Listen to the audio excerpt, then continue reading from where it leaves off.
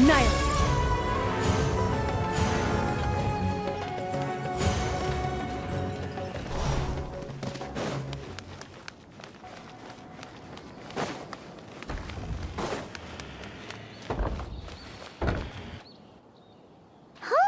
We haven't been back to the academia in a while. It hasn't changed much, has it? Well, since we've got some time, want to go to the house of Dana? Paimon wants to do some reading! Ha! So you noticed! Well, you're too late. The Paimon you know and love is no more. You're looking at Paimon Plus, a new and improved treasure trove of travel know-how. Paimon Plus would like to find some new books to peruse. A gracious traveler like yourself wouldn't leave her companionless on her quest, right? Come on, this way.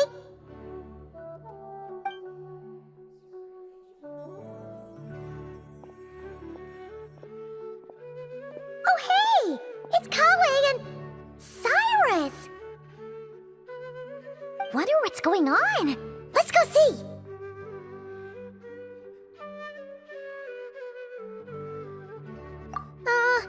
Well... You know what they say? Learning is a lifelong quest. Which means there's always another chance to read a book. But you never know when the next chance to reunite with an old friend will come along.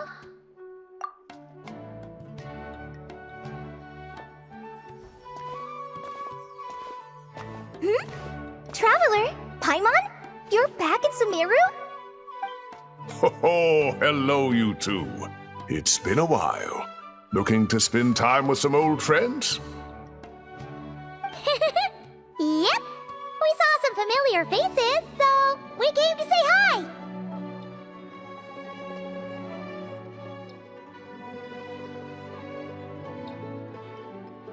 Ho ho! Excuse you, associating me with that woman.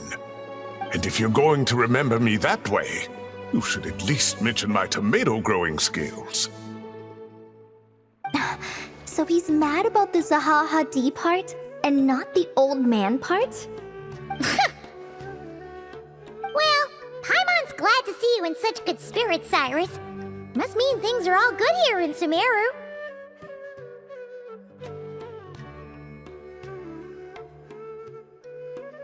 Ah, well, it's quite all right. I'm not the type to take offense at that kind of thing.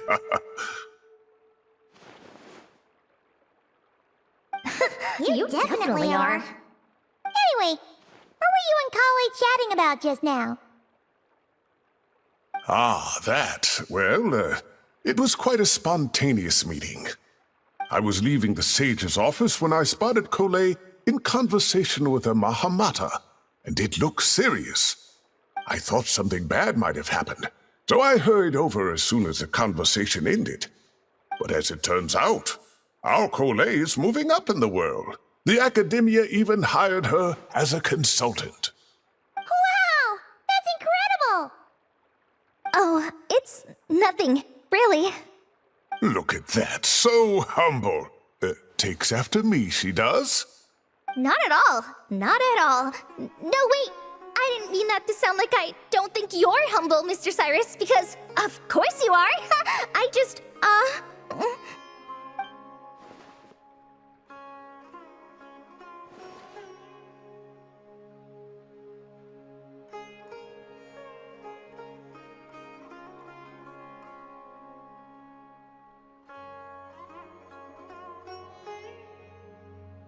Oh, well, I wouldn't even call myself a consultant. I'm just helping out. Now that the new semester has started, a lot of students and scholars are doing fieldwork for their research. But it can be dangerous for those who don't have a lot of experience in the wild. So, the academia is planning to establish an agency that provides guidance on outdoor survival and rescue for people who need it. Oh, Paimon gets it!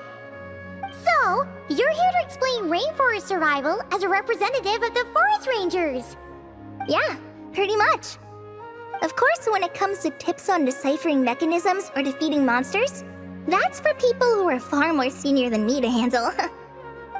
And speaking of which, since we're short on manpower, the person in charge at the academia said we're still accepting newcomers. If you're interested, you're welcome to join and share your insights. Ah, seizing the moment. Well done, Cole.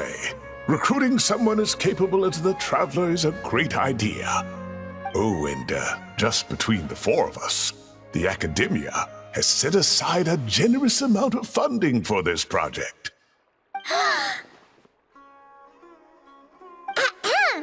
Well, since Kali's thrown her hat in the ring, we should help out too. What do you say, Traveler?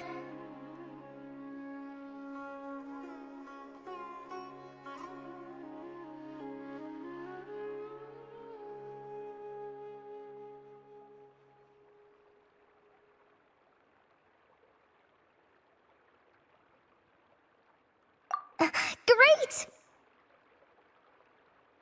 We're all supposed to meet up in Aru Village later, so I guess we'll regroup there.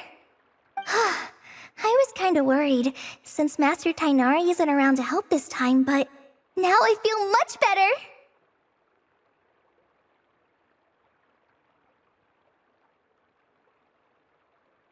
Yeah, even if you don't trust the academia's eye for talent, you can trust ours for sure.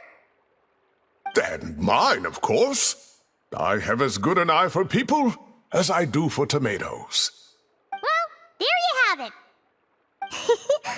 Thanks, everyone. Oh, speaking of Tainari, how are things with him and the others? Good, thanks. All the forest rangers are doing great. Oh, but Master Tainari did mention that Sino and Sethos were heading to Gandharvaville. I'm not sure if it's for work or something else. Huh, knowing them, could just be to play some cards. I'm not sure. Apparently Sethos is bringing someone else with him too. But with my academia commitment, I didn't have time to ask for more details. Huh, well now Paimon's curious. Should we go check things out, Traveler? That's true, and I'm sure they've missed you. Now that is how it should be between friends. Getting together to play cards or enjoy a meal. Yet here I am, stuck with Nephis, who only ever calls to talk about research. Well, I won't delay your reunion any longer. Until next time. Goodbye, Mr. Cyrus. Take care. Alright, I should probably get going too. See you later, guys. Come find me in Aru Village when you're ready.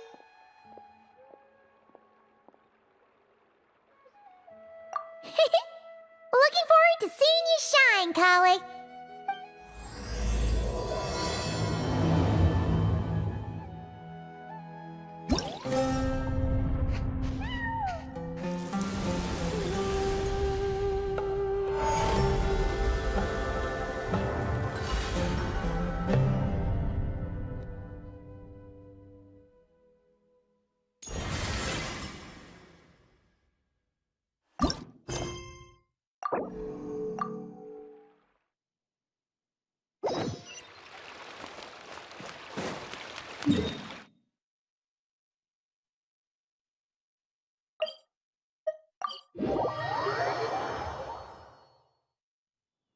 Traveler, Paimon, over here!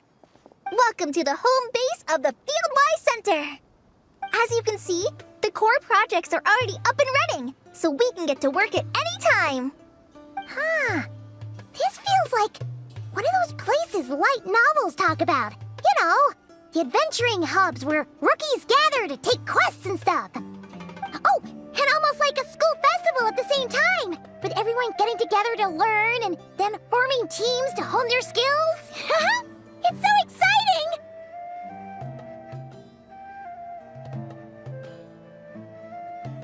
Well, this place isn't quite as decked out as a school festival, but Master Tainari said the academia plans to be generous with the resources. Anyway, before students and researchers head out on dangerous field missions, they can come here for advice and emergency training. We even have professionals on staff that can join their teams to serve as guides or safety personnel. Yeah, you can think of it like a forward operating base, equal parts theoretical training and field practice. We'll familiarize new recruits with potential challenges in the wild and take them through drills so there's no reason to panic during the real thing.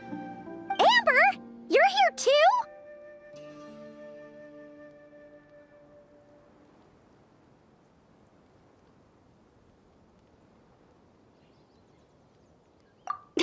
Surprised? I know I was. I'm off duty right now, so I was planning to just drop in on Kali for a bit. But I didn't realize how busy she'd be. I'm not the type of person to sit around and watch, so I decided to be her assistant. Sorry, Amber. I didn't mean to put you to work during your time off. Don't worry about it. A little relaxation balanced out with some fulfilling work is a great vacation in my book. Plus, I've learned a whole bunch of stuff too. And I got to see the Traveler in Paimon again. I mean, it just keeps getting better.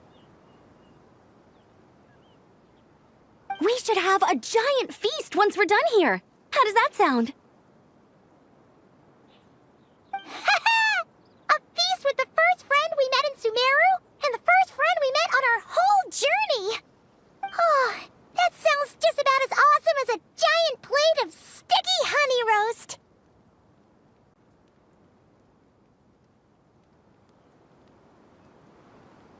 All right, down to business then. Kale and I are in charge of the Scouting Speedsters project. The focus is using devices and machines to pass through hazardous areas, survey terrain, and get details on potential threats. Plus, a mortar research indicates that during dangerous situations, having the support of an adorable companion can help set adventurers' minds at ease and prevent excess nerves. So, we took inspiration from Cullen Anba and Baron Bunny to create 2 scouting devices that are both adorable and useful. Cullen Anbot and Bar Drone Bunny. So far, feedback has been pretty positive. Once we've collected enough data, the academia will continue to refine the scouting buddies and release even more designs. A bunch of Kulanambas and Baron Bunnies running around the wilderness? What is that gonna look like? Plus, with you to guide our 2 little scouts, we'll be able to obtain some great data. Once you have a more complete understanding of the Fieldwise Center, you should come test them out. Now come with me. I'll introduce you to the other consultants. Oh yeah, the lady with the greenish-blue hair also has a super adorable device over there. But it does something completely different than our scouting buddies. I'm looking forward to seeing it in action. Oh, hey! Another familiar face! Come on, let's go say hi!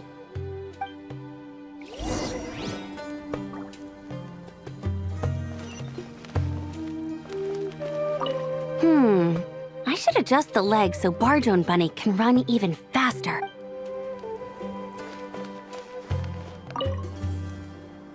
It's really that popular. The internal locomotion mechanism is clever enough, and the execution on the terrain recognition, remote control, and weight detection modules isn't bad. But the appearance... it might as well be a doll for a child. No, this won't do. Madam Farzan, great news! The Traveler and Paimon agreed to join! The Fieldwise Center just leveled up big time, huh? Hello, Madam Farzan! We're here to help! Well, look who the cat dragged in. Excellent job, Kale. Snagging 2 top experts with undeniable adventuring expertise. Now the League won't be able to say a word, no matter what kind of feedback I give. Now tell me, what do you think of this puzzle, pal?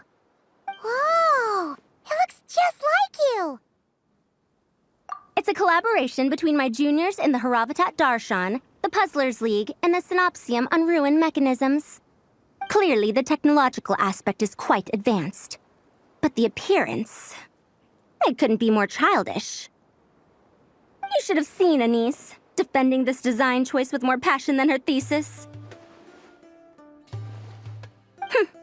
Young people these days. Far too obsessed with making things cute.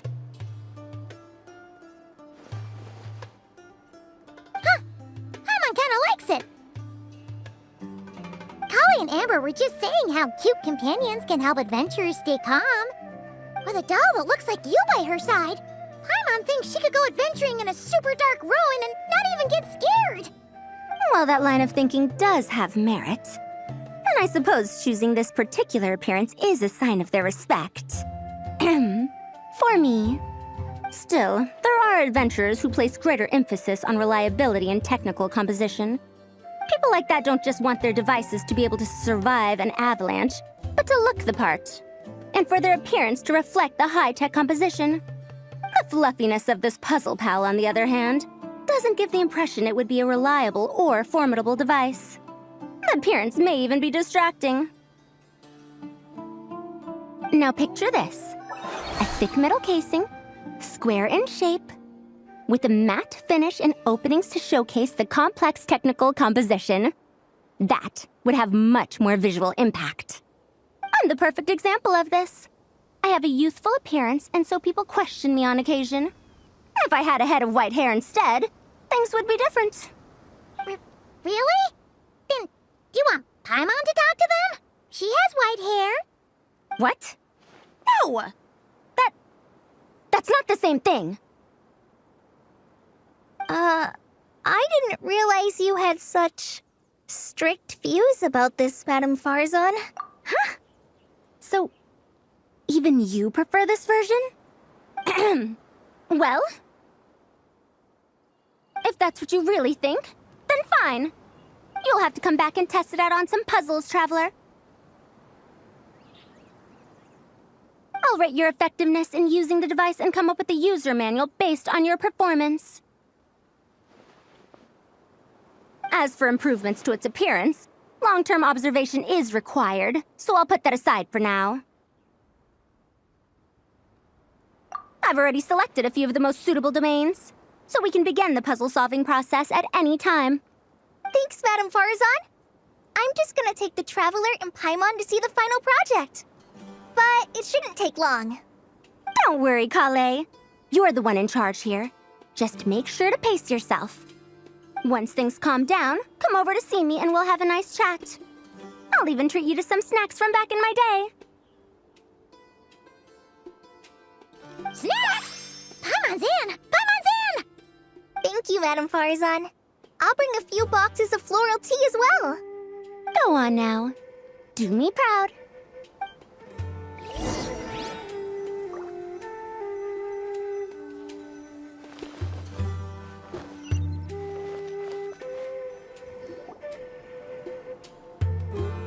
This last one is a long-term project we're calling the Security Division. Thanks to General Mahamatra Sino, we've been able to bring Dia on as the instructor and Candace as the coordinator. They're putting together a combat test right now, but they should be back soon. Hey, looking for us? Guess we showed up right on cue then. Wait, the Traveler and Paimon are joining as well? That makes things a whole lot easier. Sorry for keeping you waiting, everyone. But we managed to bring back some good intel.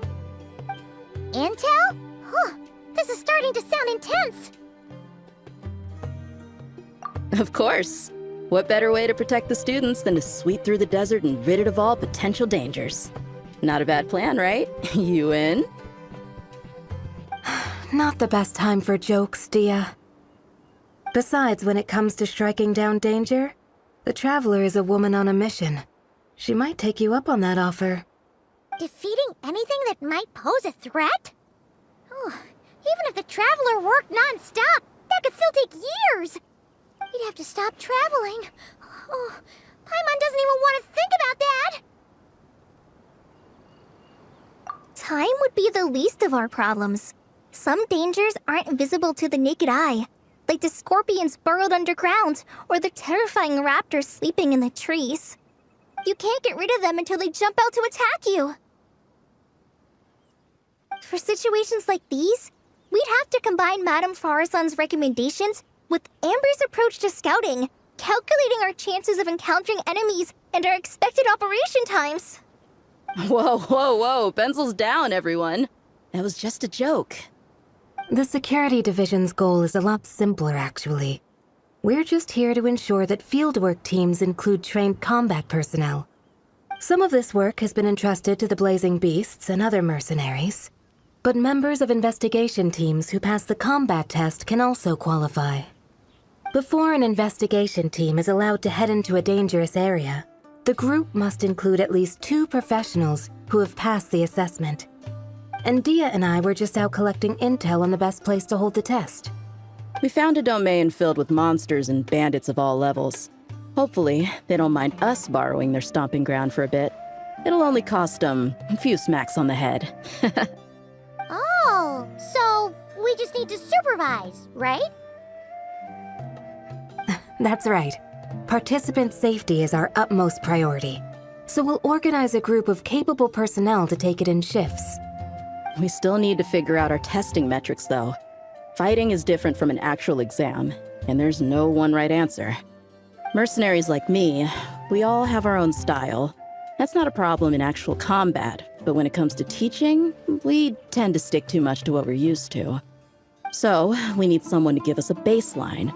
Someone who has the experience, but also takes a more flexible approach in combat. Yeah, based on what you just described, the Traveler seems like the perfect person for the job. Great. Working with you is always a pleasure, Traveler. Smooth as butter on a steak. Don't forget about compensation for the Traveler in Paimon, Dia. You agreed without doing the math first. Ah, it's fine. We'll just split the funds Kale wrangled for us, 20-80. 10 for me, 10 for you, 80 for the 2 of them. Wait, we're getting 80%? Don't sweat it. We're just in charge of the long-term operations. You're the one setting the metrics for the whole thing. So I think we got the better end of the deal. We've talked about a partnership in the past, haven't we? Well then, consider this the perfect place to start. Then I'll draw up a detailed overview of the compensation so it's clear for everyone. That'd be great. And don't worry, Miss Candace. About that piece of land you're leasing to the academia, the one used for grain storage, I managed to get them to agree to a 30% increase in their rent payments. Oh, thank you. Those funds will go to fixing up some of the village facilities, which should make for a more comfortable experience when investigation teams stop there in the future. All right, we should finish up our arrangements for the combat test. Stop by our station when you're ready, Traveler. See you soon. Oh, you sure are the beating heart of this operation, Kale. He brought the whole gang together. Oh, no. I'm just doing what I can. I still have so much to learn, so much work to coordinate. But for now, let's just give it our all. You bet! We'll make the Fieldwise Center the best it can be!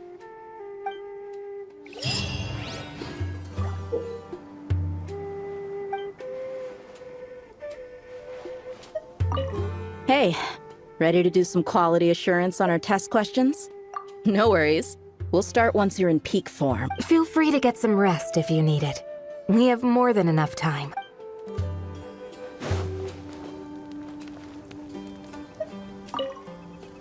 Hey there! Ready to go full speed ahead with Cullen Anbot and Barjone Bunny? Our 2 scouting buddies are tuned up and ready for testing. Don't worry, I'm using this station as a temporary office for the Fieldwise Center as a whole, but it hasn't been too bad. Just a lot of data processing for our scout bots and some paperwork. Oh, and we also give suggestions on how to modify the internal mechanisms. When an investigation team comes along, we register them and check if emergency training is needed. Then we take care of the departure procedures, allocate the required personnel and equipment, and then we monitor the situation with their camp provisions and touch base with the logistics staff.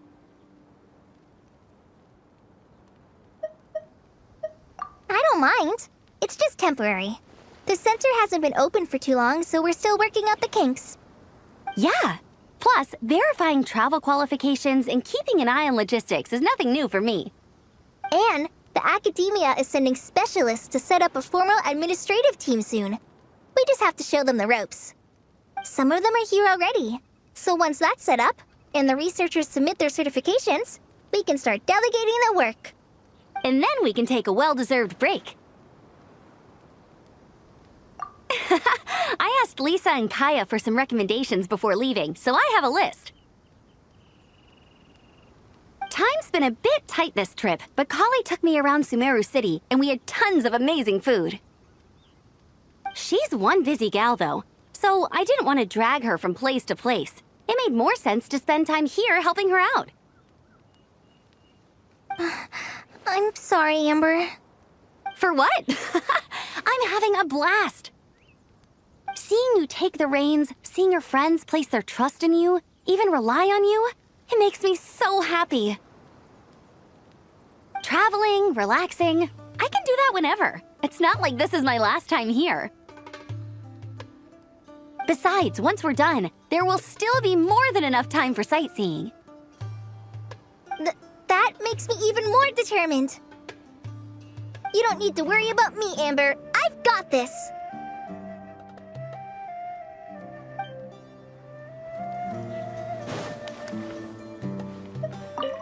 Oh, you're back. Ready to delve into the art of solving mechanical... as you wish. When it's you doing the asking, I'm an open book. Refined, naturally. Not that I have anything against cuteness. A plush little thing with big eyes and a round face. I could see the appeal as much as anyone. But at my age, clinging to such objects like a child is somewhat... undignified. Now, some of the newer stuff on the market is just exquisite. Made with the finest material, sculpted in elegant lines with features that glitter like gemstones. The element of cuteness is there, but it also doubles as a piece of art. Wait a second. I thought your questions were going to be academic in nature. What is the meaning of this?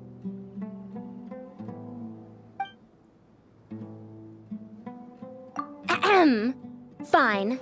I'll let it go this once. But that excuse won't work a second time.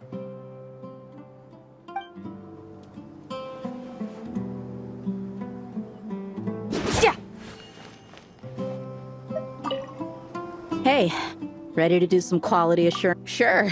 Feels like it's been ages since we last saw each other. If we'd known you were coming, we would have prepared a whole welcome feast. All new recipes and everything.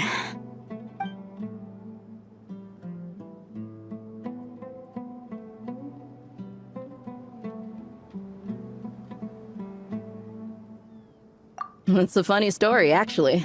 The last time I was in Fontaine, I brought a few cookbooks and some spices back with me. Then, I gave them to Candace, and she went into full chef mode, coming up with all sorts of new things. Like romaritime flour meat jerky mixed rice. At first glance, it looks no different than the usual Aru mixed rice. But then, it hits your tongue and, you get that delicious meat, the hearty rice, and this super refreshing aftertaste, all without being greasy. It's a great way to refuel, and it's not too dry. Honestly, perfect for camping out in the desert. I'm not against improving traditional cuisine. Within the bounds of reason, of course. After all, every ingredient is precious out in the desert. Nothing must go to waste. Why didn't you accept that outfit from me then? Fabrics are a valuable resource too. I mean, I know I'm pretty casual and not the most fashionable, I guess. But I had someone help me pick it out. I'm sure nothing was wrong with the fit. In the end, it went to the girl in our Merc band who does the accounting. She seemed to appreciate it at least. I did appreciate it, Dia. It was extremely thoughtful. But as the guardian of Aru Village, my goal is to blend in, not stand out. Besides, fine clothes should go to people who have an occasion to wear them. If your accountant is to represent the blazing beasts in business settings, she should have something to wear. That's why I recommended the clothes go to her. Oh, why didn't you say so earlier? I thought you just didn't like what I picked out. Well, seeing as the blazing beasts will be holing up in Aru Village for the foreseeable future, if you still want to offer something as thanks, you could bring us some bolts of cloth. I'm somewhat familiar with tailoring, and I could use them to fashion sand and dust-resistant cloaks for everyone. The fabric doesn't need to be expensive, just resistant to wear and tear. I trust your judgment on that.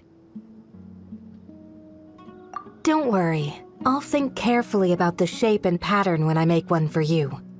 Then all will know that you are an esteemed guest of our village. Oh man, I'm getting kind of excited. In that case, maybe I'll head to Liyue next. I've heard you can get some really nice fabric there without breaking the bank. Oh, and they've got a huge selection of silks as well, if that's what we're going for. But they've also got security in spades, so no merc work for us. We'll just be tourists, polite, well-behaved travelers. Once we're done here, I'll make a plan with the rest of the beasts.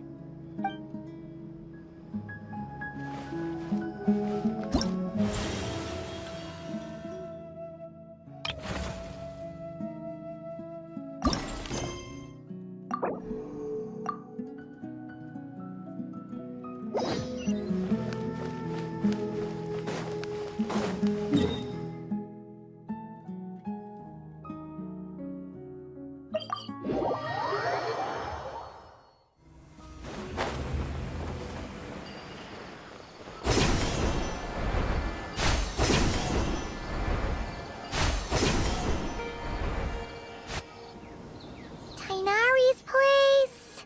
Tainari's place. Ah! Here it is!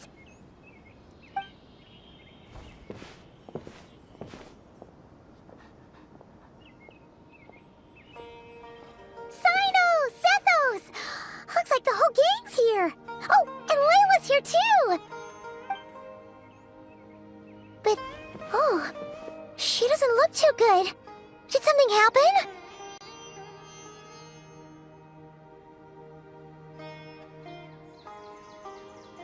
Ah, Paimon, Traveler. It's good to see you. I'd welcome you like a proper host, but I'm a bit busy at the moment. Apologies.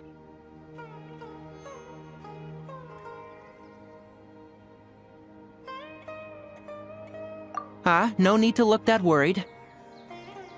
My observations indicate Miss Layla's condition has improved quite a bit. There's no danger to her mind. She's just fatigued and needs some rest. Excuse me for a moment while I blend some calming incense.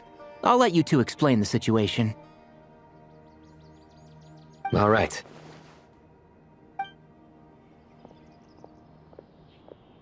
What happened was, Sethos and a few members of the Temple of Silence rescued Layla, who was out in the desert trapped in a state of delirium. She had to be rescued? Oh, that sounds bad. That's all you're gonna say about it, Sino? I mean, we don't want people jumping to conclusions. That's all I can say about it. The person involved is unable to explain what happened to her, so we're limited in what we know. Sorry. My head. Still dizzy. The moons. Exactly how many are there?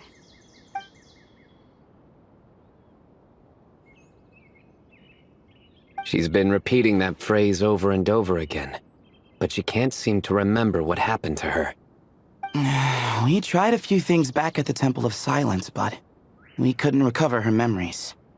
Her symptoms are kind of similar to researchers in the Satyavada life state.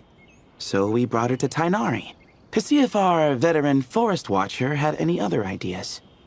Tainari is pretty much our last option, so let's hope he can help.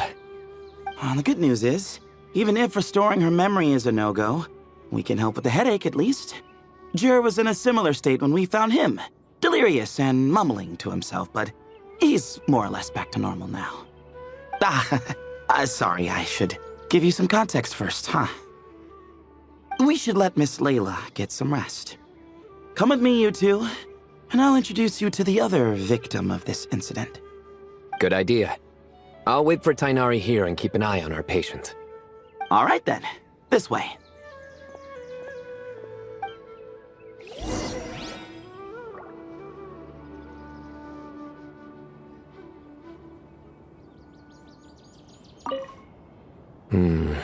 Something strange is going on.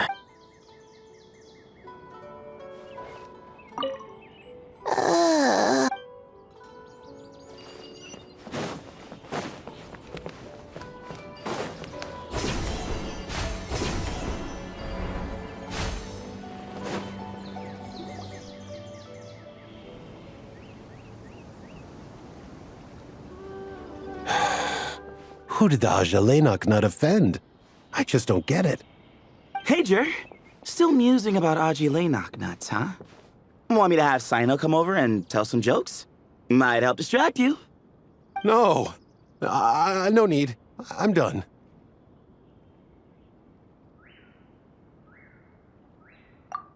Don't encourage him. Well, sorry for interrupting the Aji talk, buddy. Next time, just say, Aji, hey knock. Hold on. So, what's the deal with the Agilanok nuts? Other than the bad Sino jokes. We'll get to that. But first, introductions are in order. This is Jer, a member of the Temple of Silence. And you remember the Traveler, right, Jer? Of course. I'd never forget a participant in the Rite of Duels or the hero who saved Sumeru. Awesome. Could you go over what happened to you one more time, Jer? Our valiant hero is gonna help us get to the bottom of this.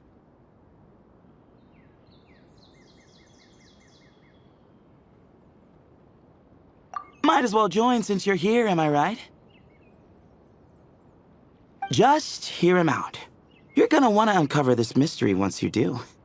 I'd bet on it. Well, I was on an expedition in the desert not too long ago, when I got caught in some quicksand. Later, it became obvious it wasn't normal quicksand because instead of sinking to my death, I fell into an undiscovered ruin. In my panic, arms and legs flailing about, I suspect I touched some things I shouldn't have. Because in that brief moment, an enormous amount of information came surging into my mind. I would hesitate to even call it knowledge, because my brain had no capacity to process the information. To use an analogy, it would be like trying to stuff thousands of Agilanok nuts into a small water skin without it bursting. Sorry again with the Agilanok nuts, I know. It's fine. We're getting to that part of the story anyway. True. Well, just as I was on the verge of madness, a single phrase broke through the storm of thoughts in my head. It was a man's voice saying, "Don't eat Agilanok nuts." What?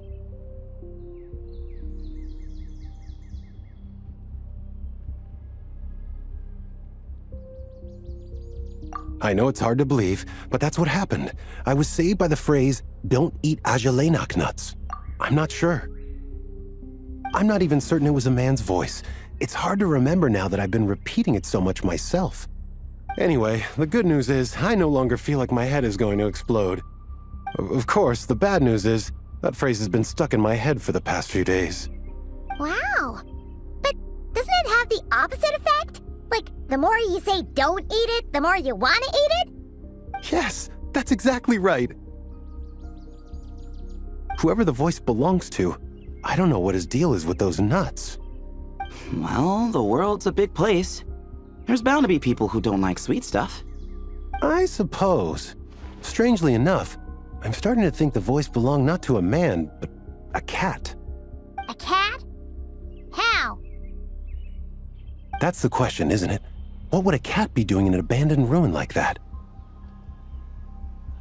Just as my mind was reaching its breaking point, I could have sworn I heard the sound of a cat guiding me to exit.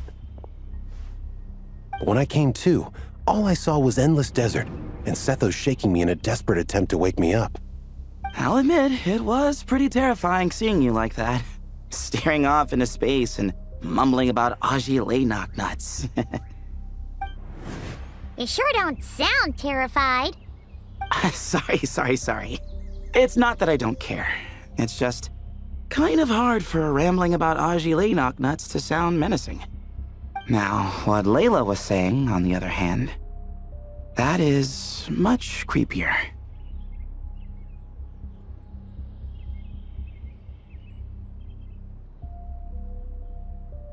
Exactly. The unknown is what breeds fear. Agilanok nuts are familiar. But the moon suspended above us at night? That's about as foreign as it gets. Well, we don't know that for sure.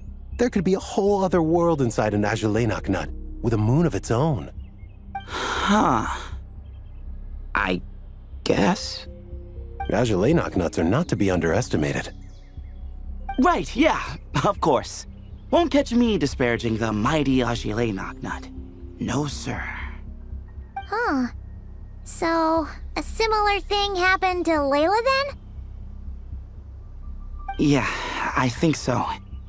I was in a hurry to rescue Jur, so I put a marker on the incident site so we could go back and investigate. When his condition stabilized, we doubled back around to check and...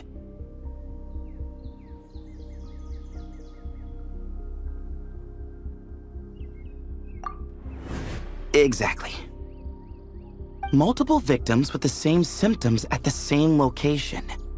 It wasn't hard to conclude that something is seriously wrong with that place. So, after we got Layla out of there, I had the Temple of Silence put up a warning sign at the scene and send patrols to watch the area. Speaking of, Sino, Tainari, and I are going to head back there and investigate once Layla is stable. So, as per usual, you're here just in time.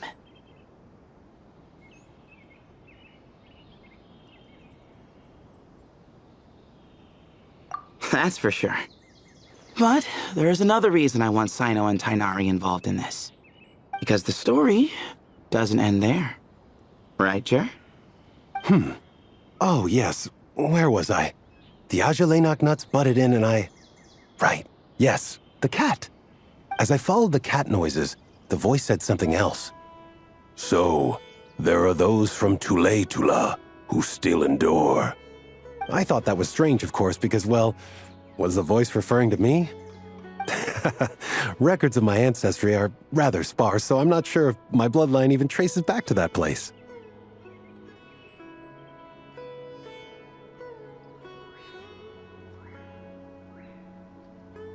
That's right. The Temple of Silence's place of origin.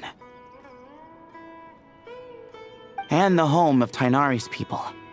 Plus, Hermanubis, who Sino and I both share a connection to, was one of the city's founders. As the temple's current leader, if something strange happens in the desert, it's my job to get to the bottom of it. But it turns out, a lot of people have a horse in this race, and I'm not leaving any of them out.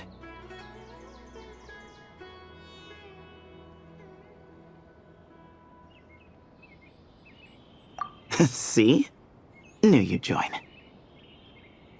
But yeah, that's all we know about Jer's situation. Tainari should be done on his end. Let's head back and check on Miss Layla.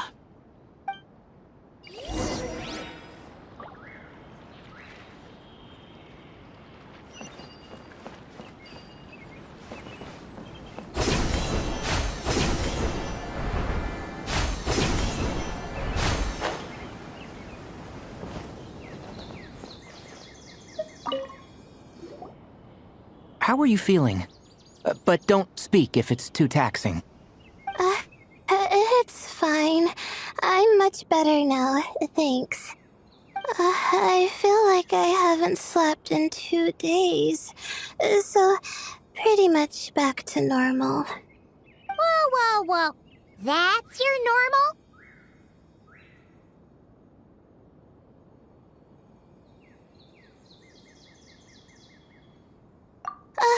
Traveler, Paimon, I thought I heard your voices earlier. Oh, and, I'm sorry. Huh? You don't have to apologize. You didn't do anything wrong. No, I just mean, I think I'm about to disappoint you. My head was kinda muddled earlier, but I still heard your conversation.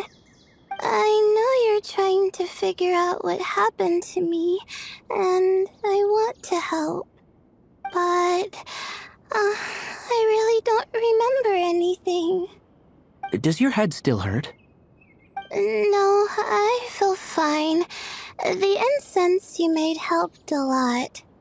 I'm still hearing those words in my head, but other than that, I'm okay. It's just, all I remember are those words. Everything else is a total blank. One moment I was heading to the stargazing point I'd calculated, and the next, I was on my back in the sand. The same phrase playing over and over again in my mind. How many moons are there in the sky? Sethos, did your friend Jur suffer from memory loss too? Not really. His memories are blurry, but there aren't huge gaps like this. He remembers touching something. Someone talking, a voice mentioning Tuletula, and hearing a cat lead him to the exit. A cat. Did you hear it too? Huh? Now that you mention it, I think so. It was so soft. I thought I was imagining things.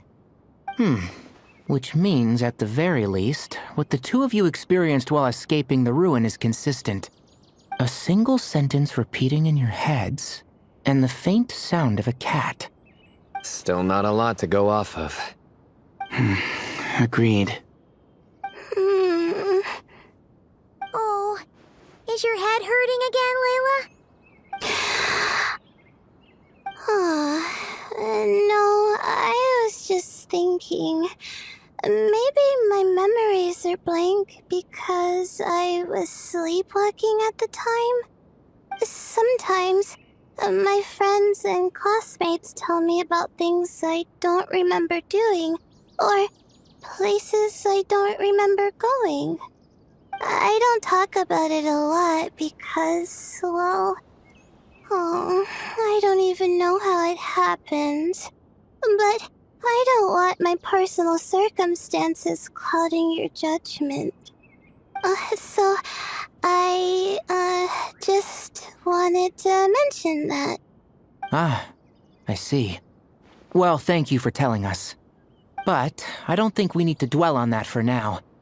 We're gonna check out the site of the incident for ourselves, so that should help us come to our own conclusions.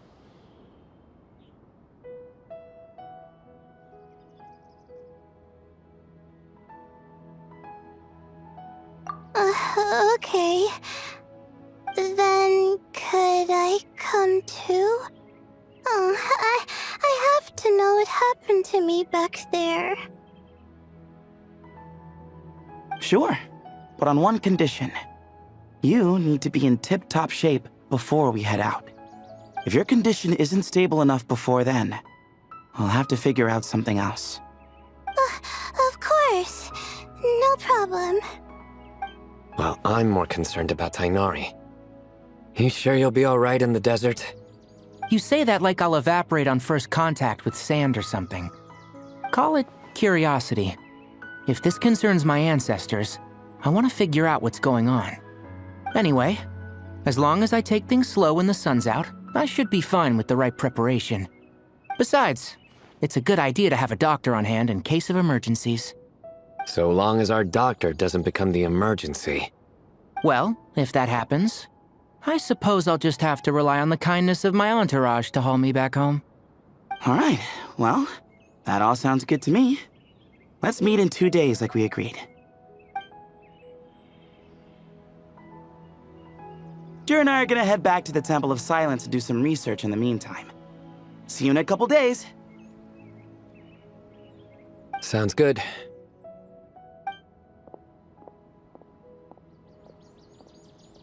What about you, Layla? If you feel like you need more rest, I can arrange a room for you to stay in. No need. I've asked enough of you as it is. Besides, I feel a lot better. I should make it back to my dorm, no problem. You sure? Don't push it too hard, or you might end up sleepwalking along the way. Don't worry, I'll be fine. I have other things I need to do anyway. Like letting my advisor and classmates know that I'm fine, adjusting my stargazing schedule, things like that. If I don't get it all done, I doubt I'll be able to sit still, let alone stay here and get some rest. I'm not so sure that's... a much better idea. Thank you, Traveler. Of course, if anything starts to feel off, come back for a checkup right away. You'd better listen to him, Layla, or he'll feed you tasteless slop as a punishment. Punishment? You're the one who caught a cold. You're supposed to eat light when that happens. Besides, with your nose stuffed up like that, you couldn't taste anything to begin with. Huh. Is that so? And here I thought it was an intestinal issue. Should have seen that coming. You're off the clock, so now it's time for puns, huh? Oh, brother, not this again. Don't worry, Paimon. I understand. If you want me to stop, then Then? you'll have to call a plumber. Tell them someone's gotta pipe down.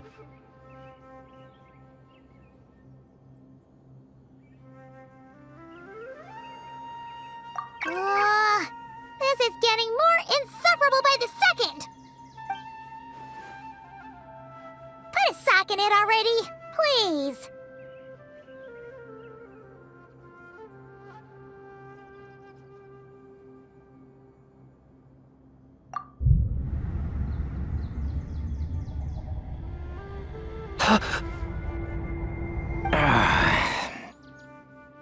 Paimon's done with this game. You win, okay? Let's just get out of here. Please.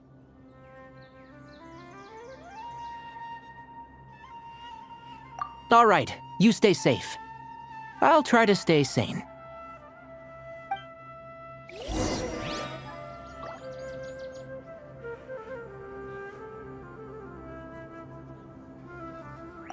It seems your jokes have improved with practice, Traveler.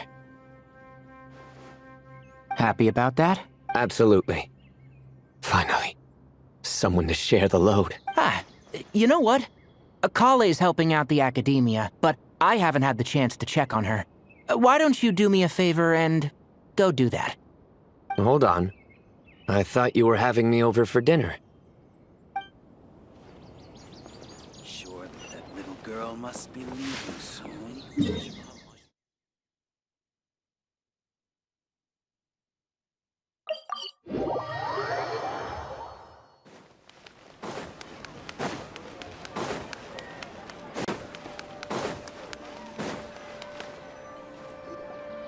Moons. Azulenak nuts. Moons. Azulenak nuts. Are the moons going nuts?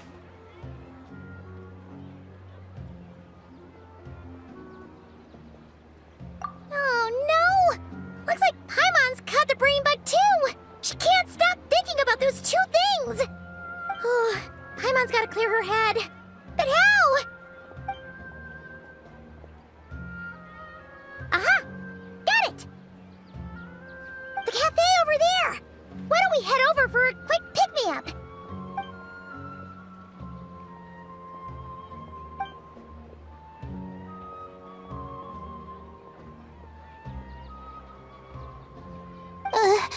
Sorry. I feel kinda tired all of a sudden. Wait! Is it because of all Paimon's muttering just now? Oh, sorry. The coffee will be Paimon's treat, okay?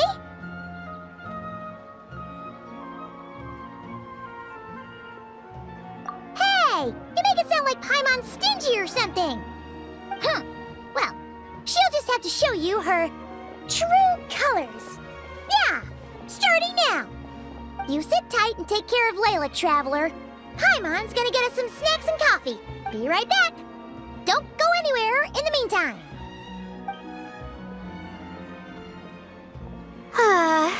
She's pushing herself again as always.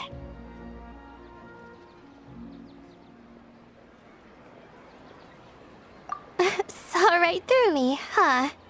I apologize for the sudden emergence, but I I didn't have any other options.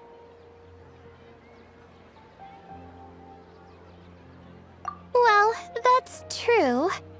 So, for our sake and your safety, allow me to fill in the gaps in her memory. That's right. Layla was already in bad shape, stressing about her new study topic, focusing on the stars instead of her surroundings. By the time she realized the danger she was in, it was too late.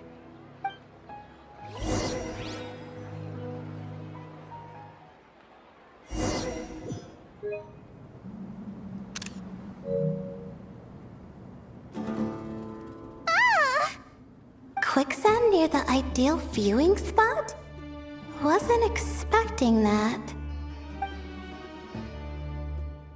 Looks like Layla's been under a lot of pressure lately. She hasn't been paying attention to her surroundings. But why would quicksand lead to a place like this? Well, all in all, looks like a common desert ruin. Guess there's nothing to do but try to find a way out. Oh, Layla, what have you gotten yourself into this time?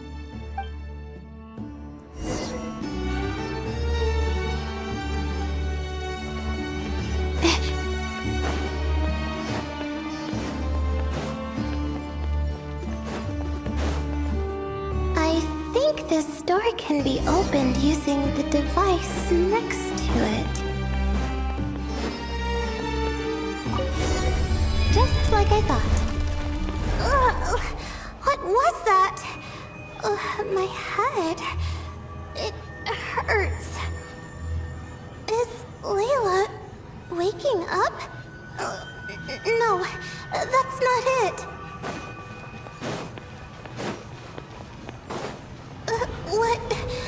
What's going on? It's too much. I don't understand. The ground is... Where am I? It's spinning.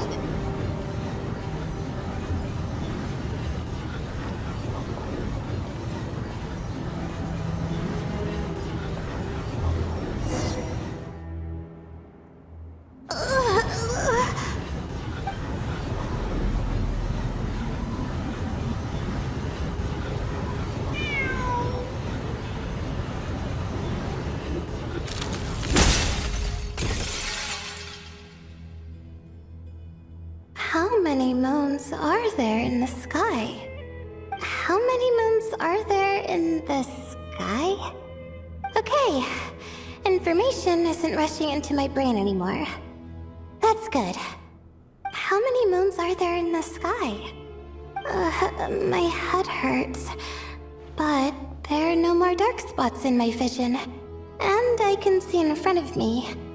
Still... How many moons are there in the sky? What's going on? The same thought keeps popping into my head. What does it mean? How many moons are there in the sky? Isn't there just one? A cat?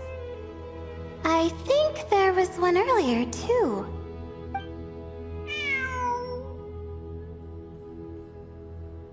I'm not hearing things. It really is a cat. But what is it doing here? How many moons are there? No! Stop it!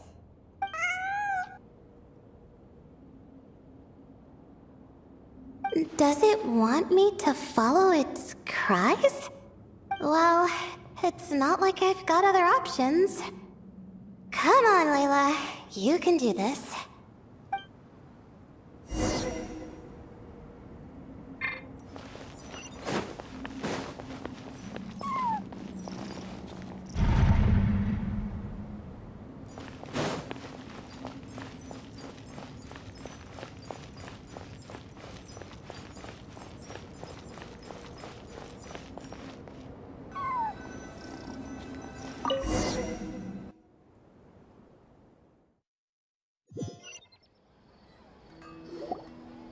And so I followed the cat's cries to find my way out. It was quite a kind creature. It didn't even leave until the other me started to wake up.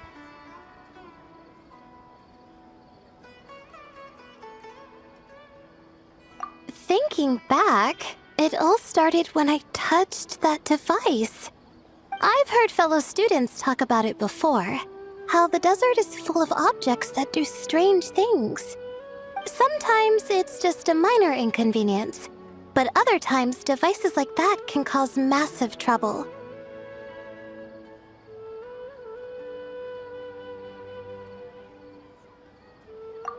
Of course.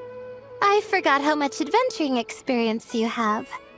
Still, carrying an umbrella doesn't mean you can't get soaked, so just be careful and stay away from unknown devices.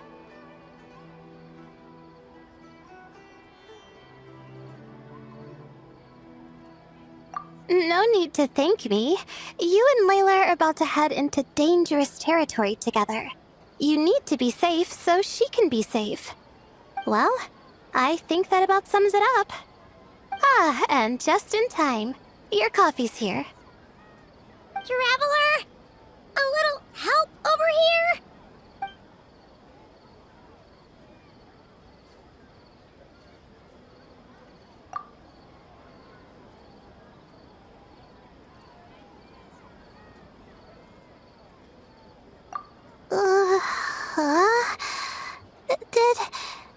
Did I fall asleep?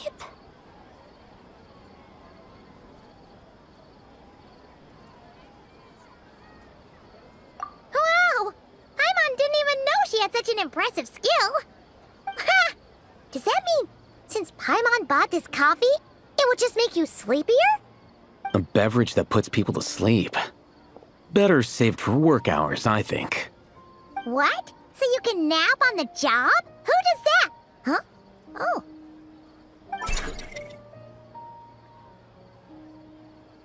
Beep boop.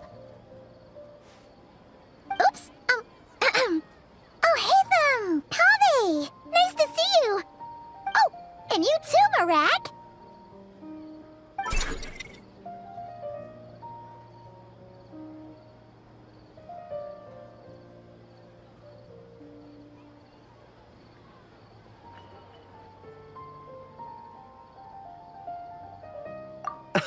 Sorry. Hope we're not interrupting anything. Miss Layla, you don't look so good. Is everything all right? Oh, I'm fine. I was sleeping just now, so I'm still a bit... Ah, I see. And we woke you, didn't we? I'm sorry. We shouldn't have been so loud. No, you didn't. I didn't mean it like that. Sorry.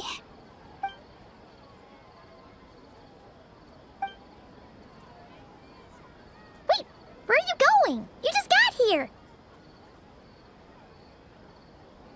I'm going to do what I came here to do. Which is? Buy coffee beans.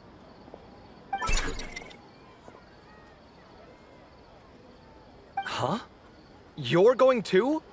Marak! Fine. Run off with him. See if I care.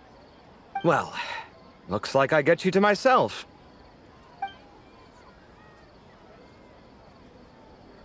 It's been a while, hasn't it? How have you been?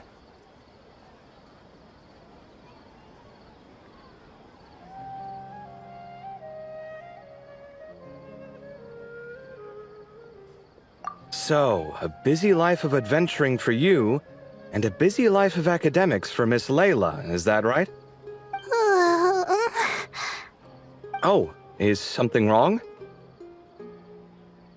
Ah, the desert's not always the friendliest place, that's for sure. And from the look on your faces, I'm guessing this problem's not resolved?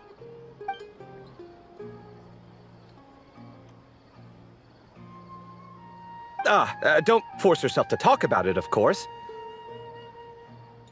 But I've worked on several projects in the desert before, so if there's anything I can do to help, just say the word. No, I don't have anything to hide. It's just complicated, so explaining might take time. Ah, well, lucky for us, I've got that in spades. Yes, you have been quite sedentary recently. Excuse me?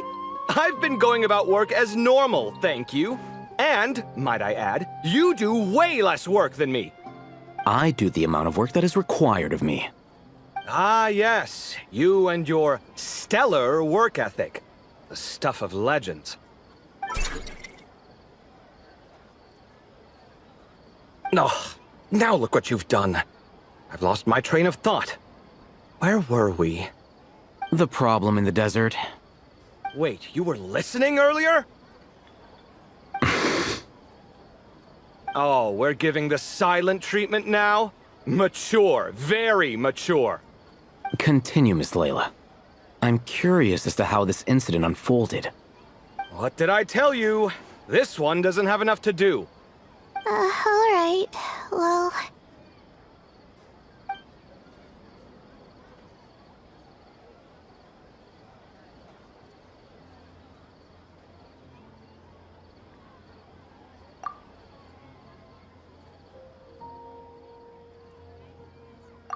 Could you still use some extra hands on this investigation team of yours?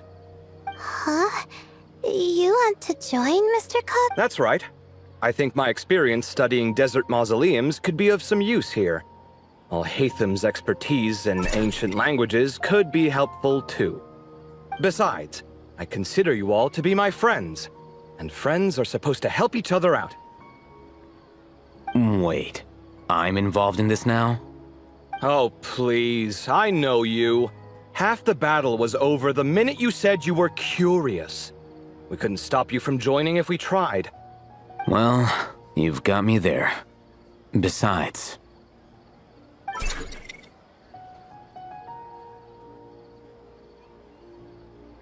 This suitcase of yours has been jumping at the chance to volunteer for a while now.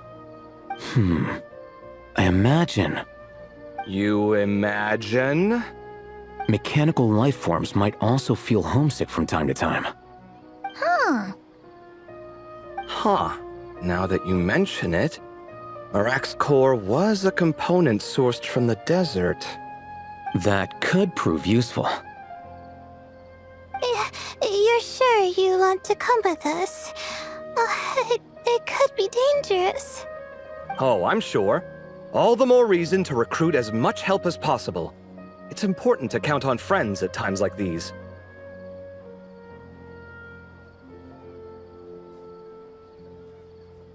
Our pleasure. It's a plan, then.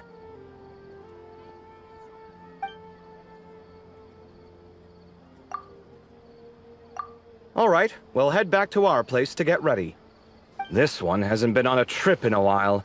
Chances are, he doesn't even remember how to pack a suitcase. I'm not worried. It'll get done. Somehow. Would it kill you to help every once in a while? I do help. It's called moral support. Oh, of course. And I am ever so grateful. Goodbye, you three. We'll see you soon!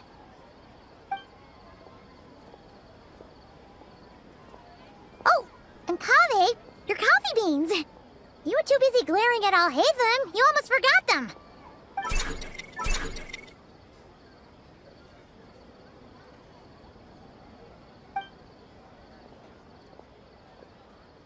Well, we're pretty close to the academia now. I should be fine from here. Thanks for the coffee, Paimon. I feel much better now.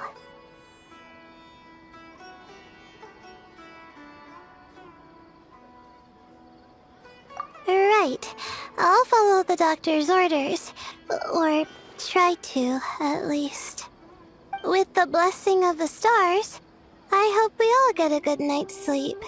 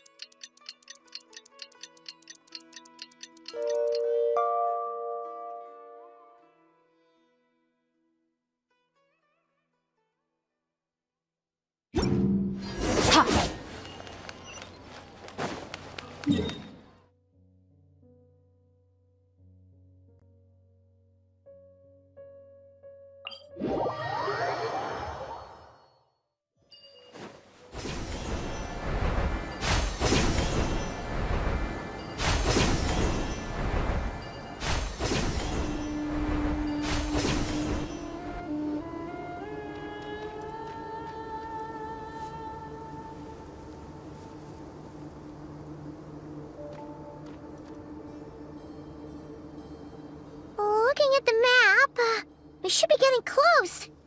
Speaking of which, the closer we get, the more Paimon's heart feels like it's beating out of her chest.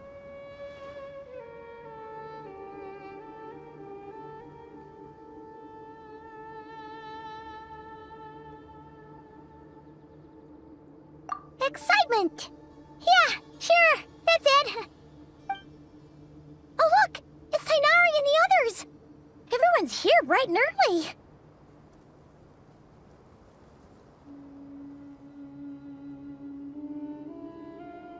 Yeah, the desert's a pretty harsh environment.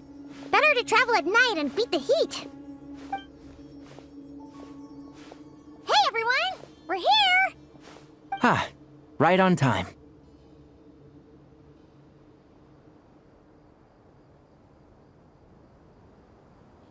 You don't need to worry about me.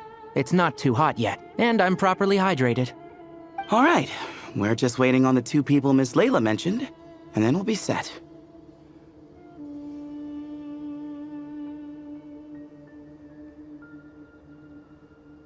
He's staying behind. If we don't make it back after a certain time, he'll be in charge of rescue operations. You can count on me. Nice! You thought of everything! Oh, and Cyrus said he'll be in Aru Village, so he's also available if we need help. Haha! Amazing! Having people to watch her back is making Paimon a lot less nervous.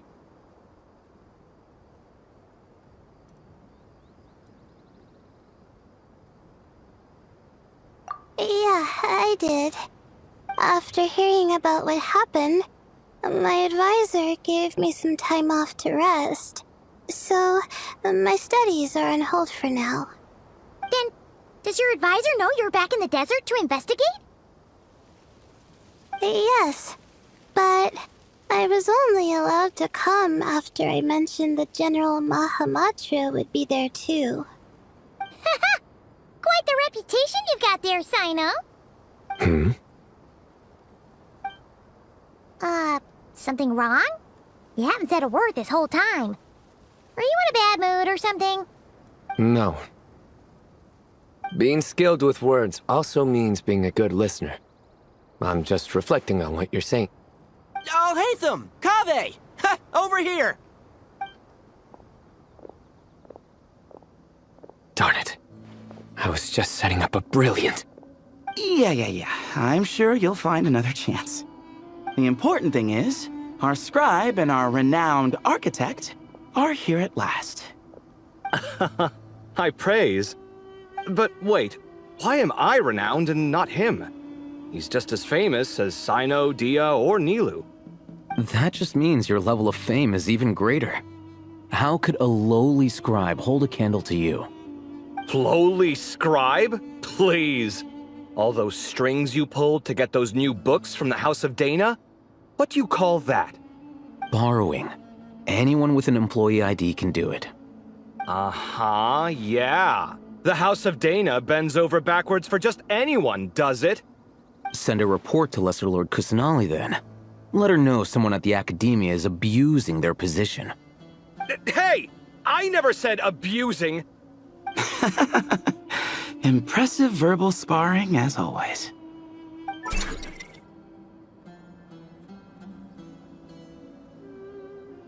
Oh, hello to you too, Marak. Well, looks like your assistant is raring to go, Kaveh.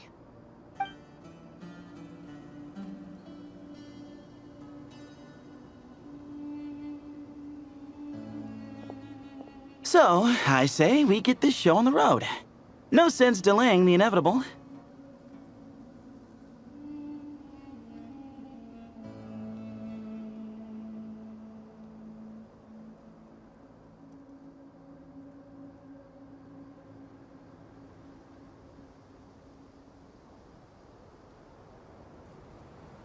No need. We're in this together, remember? Sure. This is the entrance, yeah? Yes. Perfect. Then, if we're all set, let's get moving.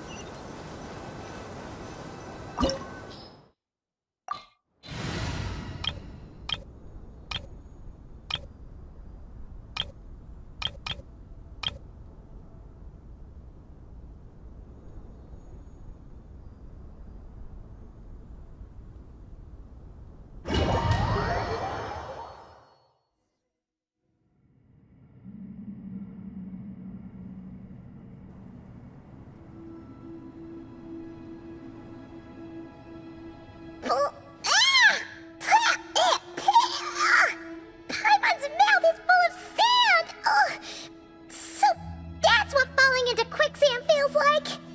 If this was quicksand, we would have struggled to breathe. No. I think this was regular sand, and we didn't sink into it. We fell through it. Into this place. Agreed. In other words, sounds like a you problem, Paimon. Ha ha, very funny. No, wait, Paimon's the only one. Ha! See? What? I'm the only one with sand in my shoes? Yeah, right.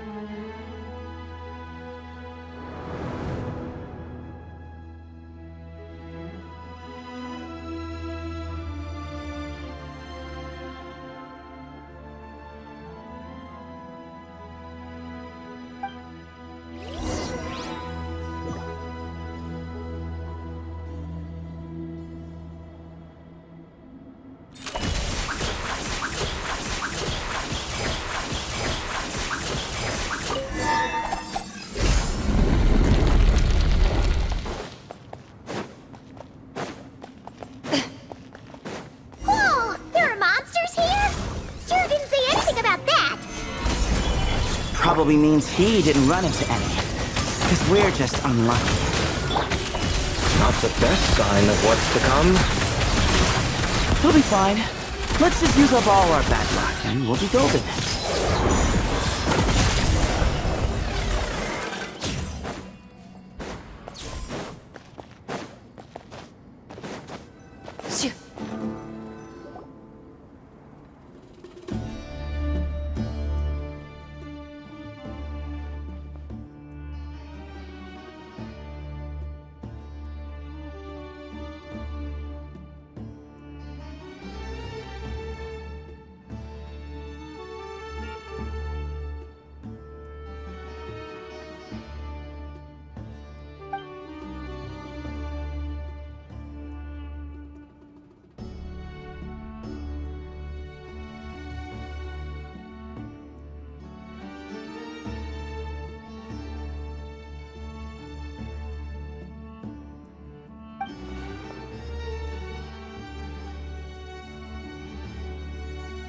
Well, that goes without saying. Fair point. There's just one problem, though. The only way forward is through that door. Ooh! Is it time to hunt for a key? Paimon loves this part. Don't worry. With our adventuring experience, we'll find it no problem. Let's get searching!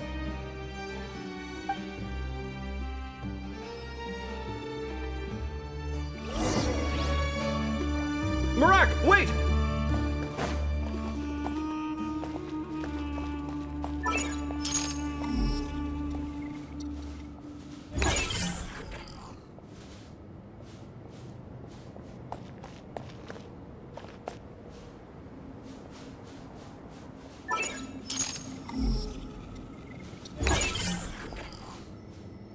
Marak seems interested in these jars.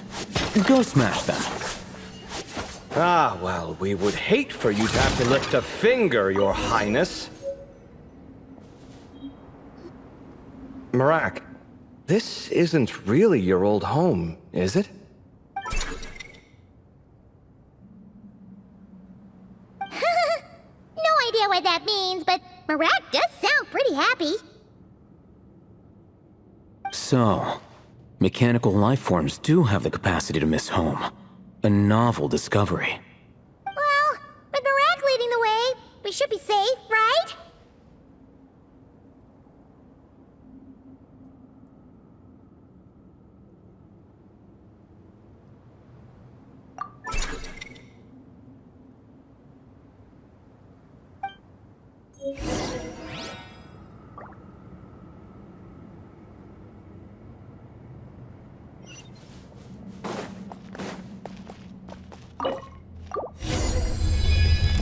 Good thing you decided to join, Calvin. Otherwise, our investigation would have ended at that door. It was not.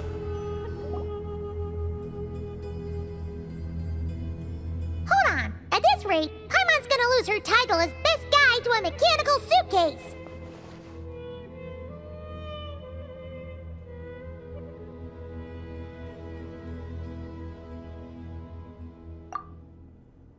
Aw, thanks. Hey, wait. What do you mean, useless? Well, no weird mental symptoms so far. I'll take that as a win. That said...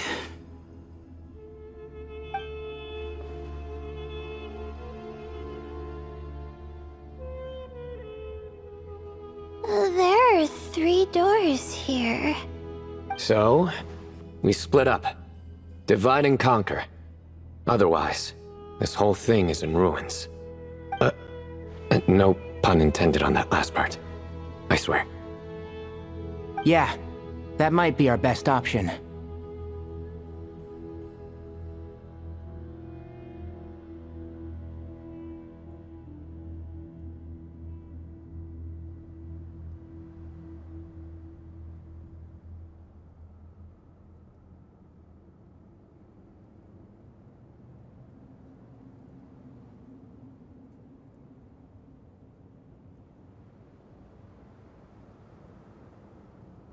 Good idea.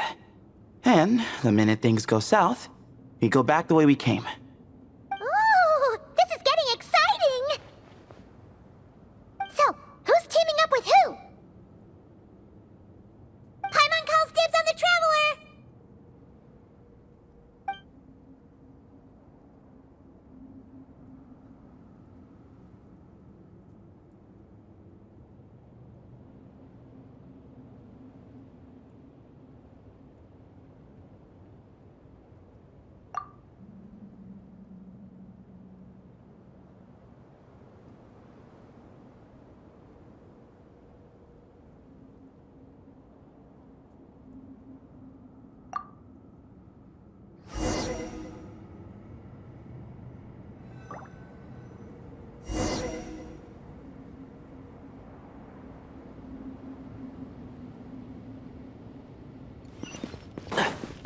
Well, this takes me back. The last time we were in the desert together, the 2 of you came all the way out here to gang up on me. Oh? Sounds like someone's holding a grudge. Just what I like to hear.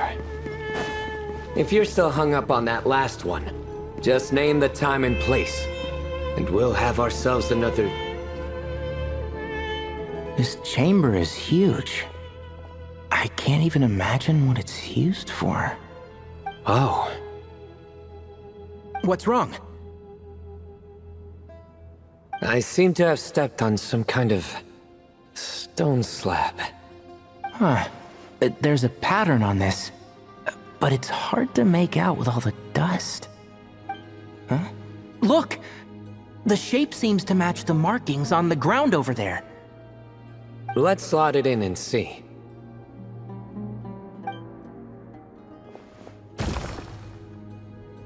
And we have a match.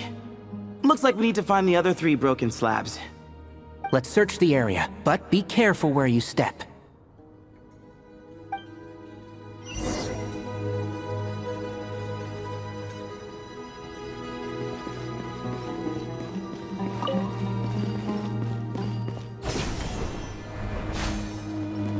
Ooh, got one!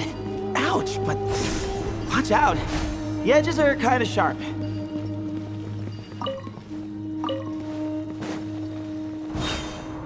Keep up!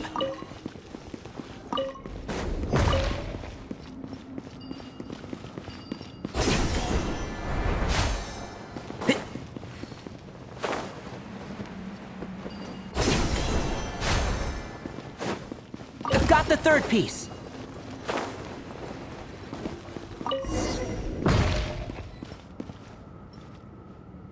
We just need one more.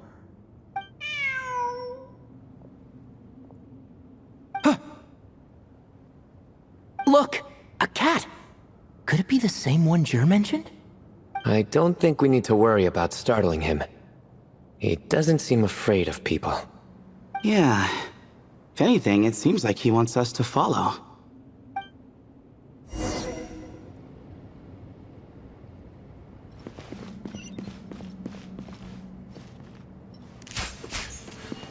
Enshroud!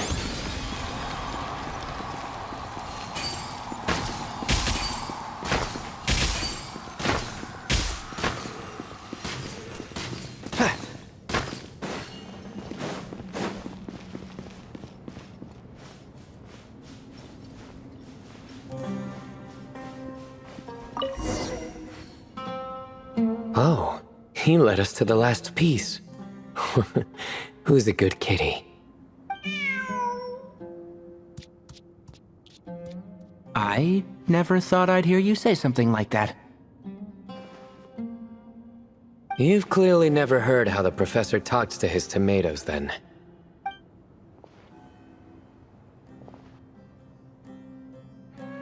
Alright, well, that's that. Now, we need to figure out how to get rid of all this dust.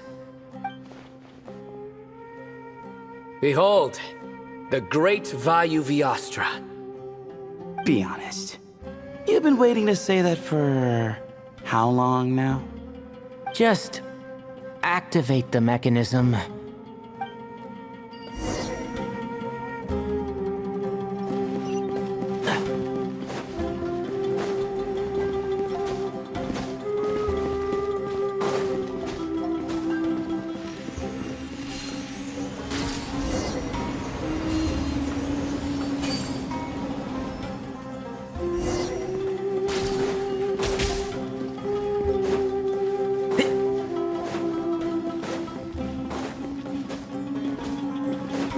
Keep up.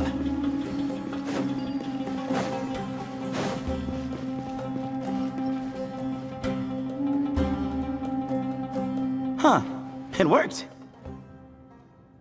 It's a picture of... 3 Hermanubises? That can't be right. The ears aren't vertical. Oh, true. And the looks fall short. My hat is much better looking.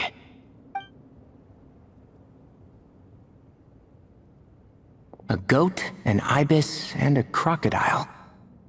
Oh, wow. Our botanist knows more than just plants. Riveting observation. I was just thinking. These 3 figures look a lot like the 7 pillars of King Deshret. That's right. These are our colleagues. Our what now? You sure about that? Just kidding. But what I meant by that is, these were Hermanubis' colleagues back then. The middle one is the Goat King Hereshef, Minister of Ministers, the god Amun's most trusted chancellor. Records say he was the deputy king of the Desert Sands, chief among the 7 pillars. Someone even more impressive than Hermanubis? I wonder if that ever got his goat. Sorry, couldn't resist.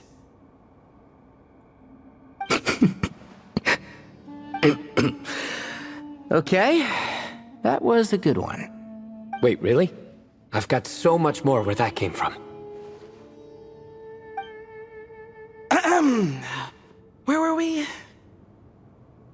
This is Sobek, the Crocodile King, captain of captains. As the name suggests, he was a valiant commander and had dominion over all weapons of war. And finally, this is the Ibis King Thoth, scribe of scribes. Your memory's pretty impressive. I bet you're almost as good as me at memorizing cards. A scribe? Did he manage archives then? Like Alhaitham? Wait, that's all Alhaitham does? I never knew being an academia scribe was such a cushy job. Well, that's how his friend put it, anyway. But it does seem like he has a lot of free time. Well, I don't know much about the academia, but I'm sure the Ibis King had more responsibilities than that. The temple's records say he represented the wisest aspects of King Deshret, inventing the desert script and arcane arts at his king's command. He must have been quite the impressive man, then. Or creature, depending on how you look at it. Still, Why are these three the only ones represented here? What about the other pillars of King Deshret? Maybe because the three of them were extra close? Huh. Kinda like us. Oh yeah! Maybe we should have someone inscribe us on a commemorative stone slab too. Or we could just take a picture. It would serve the same purpose. Anyway, no more distractions. Huh. Doesn't it look like there's writing carved into the corner? Huh. There is. And it's in the ancient desert script too. Looks like the Ibis King left you some homework. Give me a sec. I'll try and translate it. The ministers are unvirtuous. The scribes unwise. The captains unworthy. My end is not humanity's end. Hereby bestow upon you all the far side of eternity. Wait, so they went to Aru? It doesn't sound like it was their idea. The far side of eternity is said to be the final land of dreams for all desert dwellers. But if such a place did exist, wouldn't it also be an inescapable prison? Yes, and based on the writing here, it's clear King Deshret wasn't pleased with these three. This gift he bestowed upon them seems more like a punishment. Such is the power of a king, I suppose. Which means the goat's the one who got in the end. Huh. Yep, not as good the second time. What? Impossible. Well, looks like that's all we can learn here. Should we keep going? Yes, no time to waste.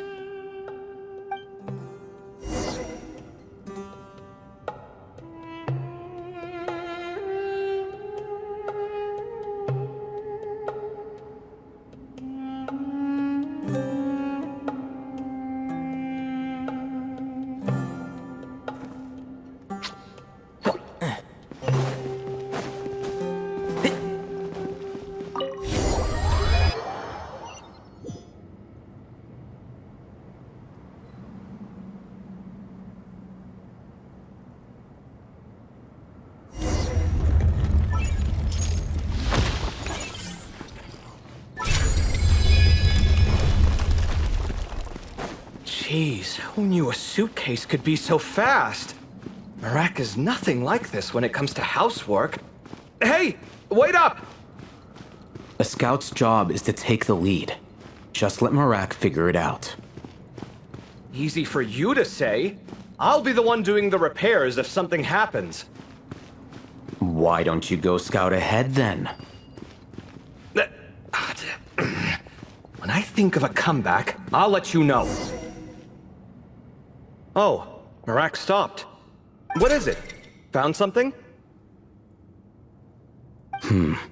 Looks like something covered in sand. Let's get it out then. Come on. Oh, it's a stone slab.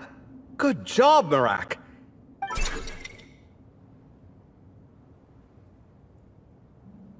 Let's take a look. Huh. Looks like this part of the picture goes over there?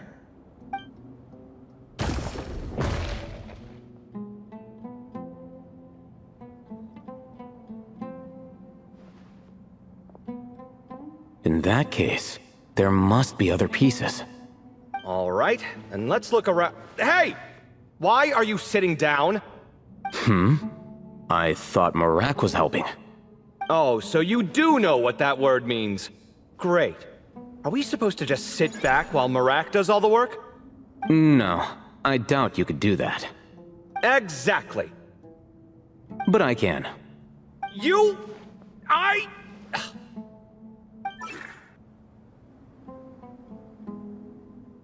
See? It's all coming back to me. How insufferable it is to work with this no-good, do-nothing...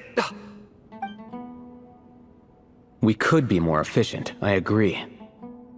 I'll work on this piece. You take care of the rest.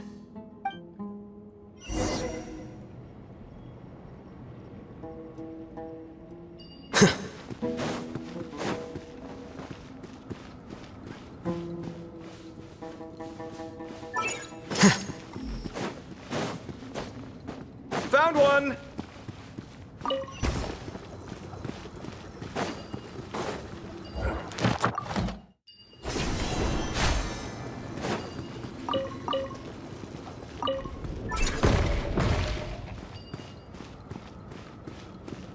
Good teamwork! Looks like we found them all. The pieces fit together like a glove.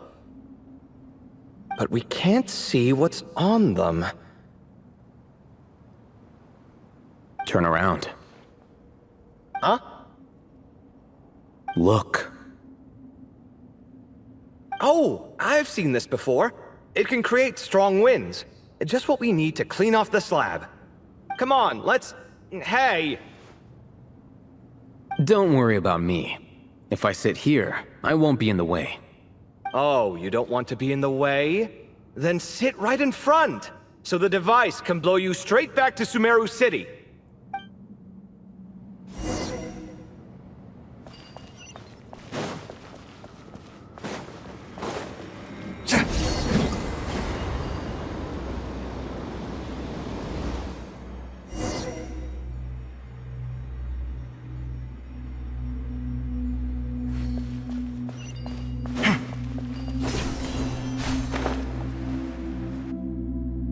Done. Huh. That's one big cat. And there's a shattered crown. I think it's depicting some kind of story. Look, there's writing too. The Ibis King answered the young noble, granting him the wisdom he sought. But the fragile crown was shattered by lies in the end. Here I leave the name, Gudars. Gudars? I've seen that name in a history book before. He was a young noble who sought to save his realm, and a king who once united the desert. That's right. Although his methods were rather shameful. During his long reign, he betrayed his family and the nobles who supported him, only realizing the error of his ways after his enemies left him nowhere to turn. But by then, it was too late. Seems like a common occurrence across history. Different people, same mistakes. It's an inevitable pattern, destined to repeat itself.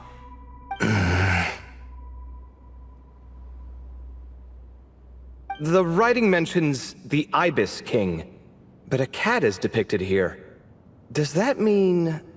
So far, what's depicted on the slab seems true to history. In which case, this cat is either a proxy for the Ibis King or a manifestation of said king himself. Exaggeration is a common method ancient records use to highlight a being of higher status. And as we know, Layla and Jur both heard the sound of a cat while escaping the ruin. You're saying the Ibis King, one of the legendary 7 pillars of King Deshret, is here, still helping those in need? I'm saying we can't rule it out.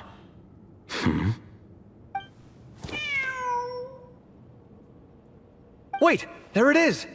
The cat!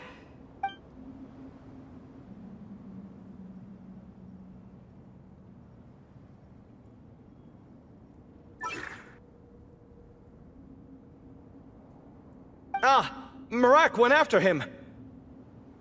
The cat's showing us the way forward. Come, let's follow.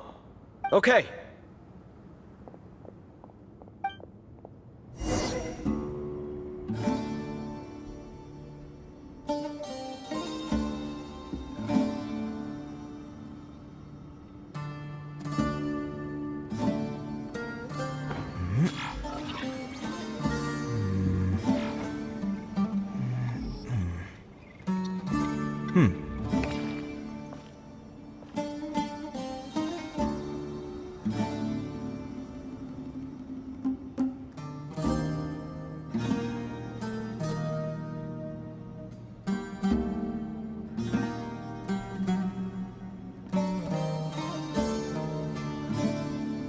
It's good to get out and stretch your legs once in a while.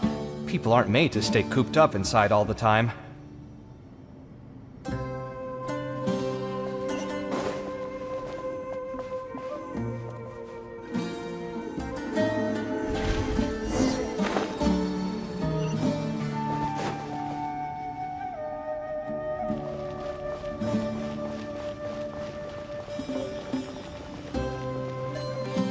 Huh.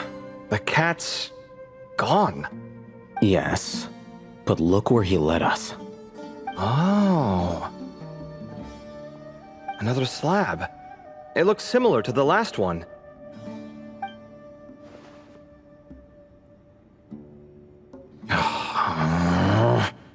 Oh, by all means, take your sweet time. Wouldn't want you to overexert yourself.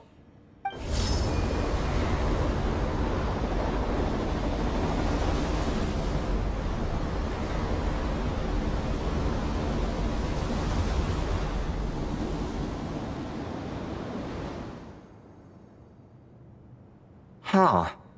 The scene depicted here seems to be a different tale. The Ibis King answered the Jinn-blooded dancing girl, granting her the wisdom she sought. But enemies plotted to kill her close kin. Snake venom was her self-chosen end. Here I leave the name. Makaira. The Temptress of Woe? You've heard of her? Of course. I don't just sit around doodling all day. She's mentioned in tons of papers about the desert. As I recall, she was given as a gift to the tyrant king of Gurabad, and later seized the opportunity to kill him. After getting her vengeance, she reigned as queen for many years, until her enemies attempted a coup, and she took her own life. That's more or less the version I've read as well. It seems this queen also had dealings with the Ibis King.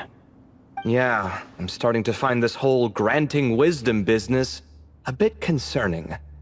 I mean, considering how Gudars and Makaira ended up, it might not have been a good thing.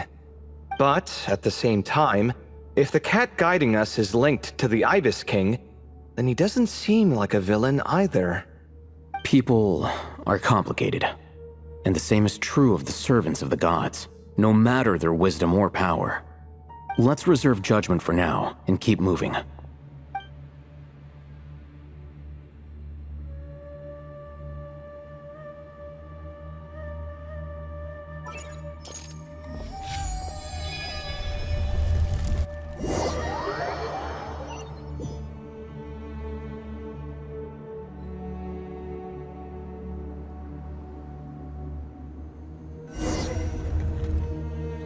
Oh, Paimon meant to ask earlier. Have your memories come back, Layla? No, sorry. To be honest, nothing about this experience feels familiar. Besides, my focus is the stars, so I don't spend a lot of time exploring ancient ruins. Guess that makes us the senior researchers in this scenario. Stick close, alright, Layla? Okay.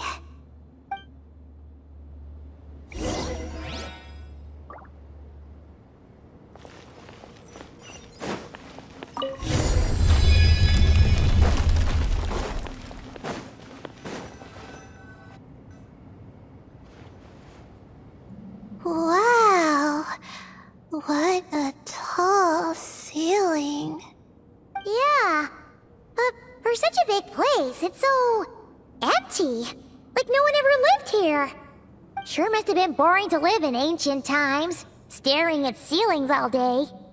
Now that you mention it, I've heard some people used to draw star maps on their vaulted ceilings. Some might even make them transparent to better observe the movement of the stars. It sounds so nice. Stargazing from the comfort of your own home. Wait a second. I think I see something up there.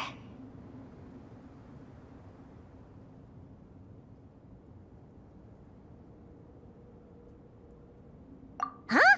How is Paimon supposed to do that? right. Flying. Duh.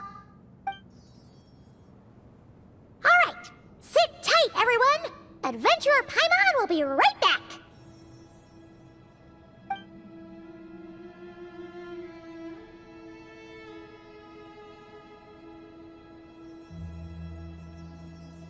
Okay, so, there's nothing super special up there. Just a couple of shelves, tables, jars, and scrolls. And a whole bunch of dust, dirt, and sand. You really want to search through all that stuff?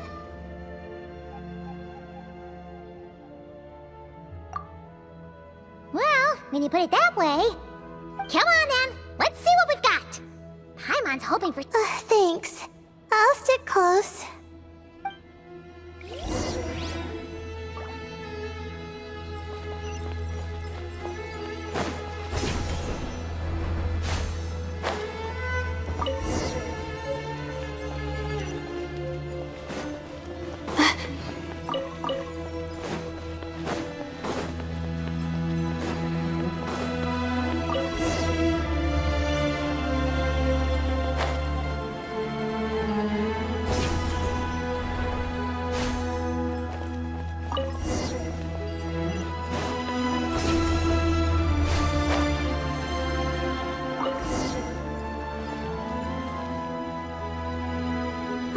I think that's everything. Most of the documents are in the ancient desert script, except these ones. These seem old as well, but the handwriting makes them stand out.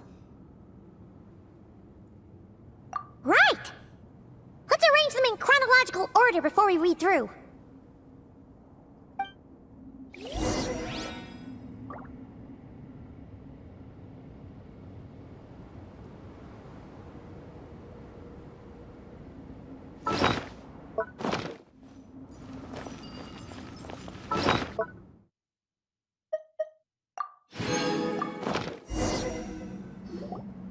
Okay, now let's take a look.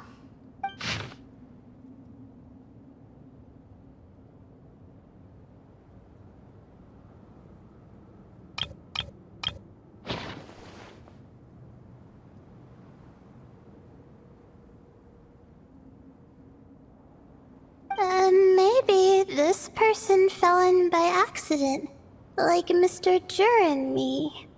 Yeah, maybe. But they don't sound super worried about their situation. So, either this person's an ace adventurer, like the Traveler, or some kind of super optimist. An optimist, huh? Oh, I wish I could be that sort of person.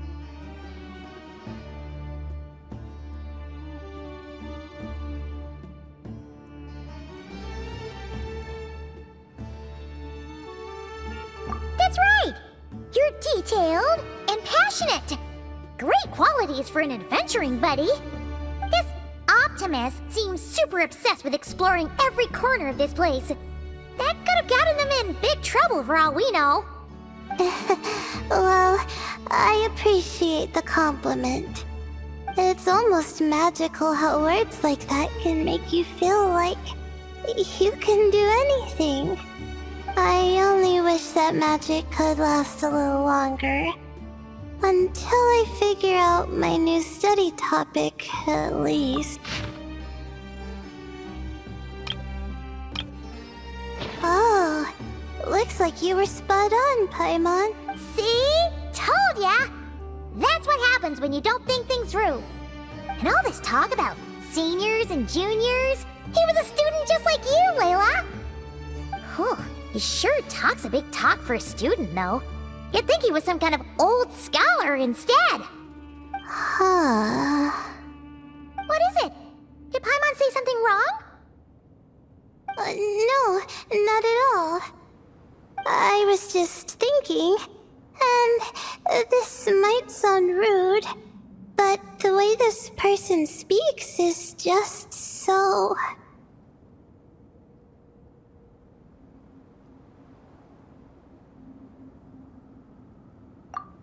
you noticed too. I mean, It's good that he helped treat his companion's wound, but it didn't seem like it was out of kindness. More like he was looking out for his own self-interest, or thought he could get something out of it. I don't know. Maybe I'm reading too much. Yeah. If you're both in this dangerous situation together, wouldn't you mention them at least once? If it were Paimon, she would write down the name of every single person she was with. No one would be able to get away. Actually, I find Paimon's approach quite sensible. It makes sense from a safety perspective, too. That way, if anyone came to the rescue, the notes would be able to tell them everything they needed to know. Whoa! That's genius-level thinking! Well, I learned that from Madame Farazan, actually. I'm not speaking from personal experience or anything. Oh, no! I'm just a student. It's fine! You taught us something, so you're our teacher! Simple as that!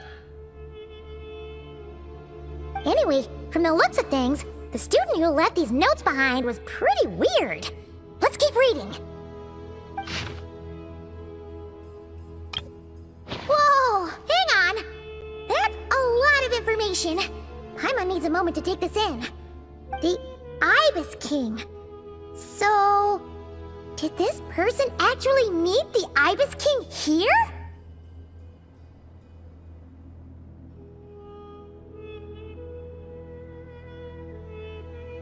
Sorry. Who?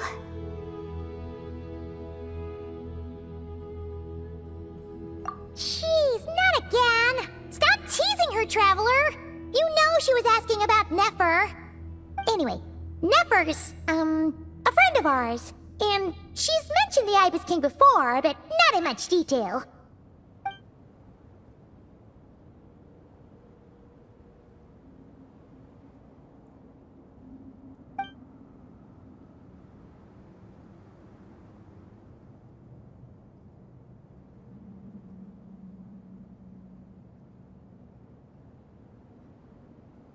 Oh, I see. Well, that's not too surprising. Most people in Sumeru know about King Deshret, and most in the academia have at least some knowledge on the 7 pillars. Legend has it, King Deshret ruled the desert at the head of several wise retainers, guiding their people to pursue the limits of wisdom. He also left behind treasures for future generations, which continue to be relevant in nearly every research discipline. Now, this message indicates this student and his senior were rescued by the Ibis King. But to think it's possible to meet him in a place like this... We don't know when these notes were written, but didn't the 7 pillars disappear a long time ago?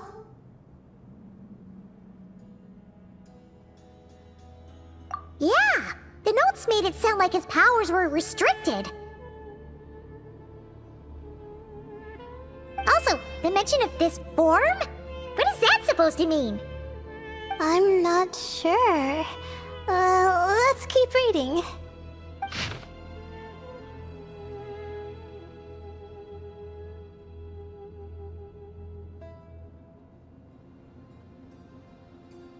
Oh!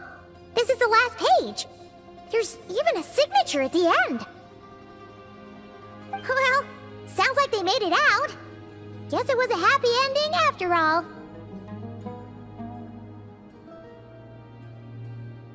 Wait, but it says, the Ibis King cannot be trusted. Huh. Our friend said something similar. That the Ibis King was a liar.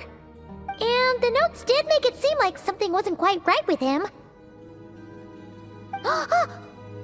Maybe he wasn't one of the 7 pillars at all, but some kind of con artist.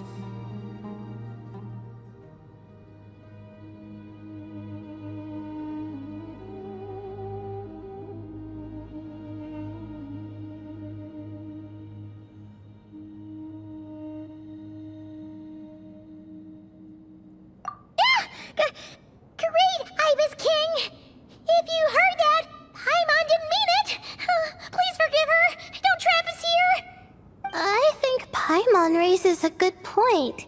Let's keep our guard up just in case. Alright, I think that's all the clues around here. How about we...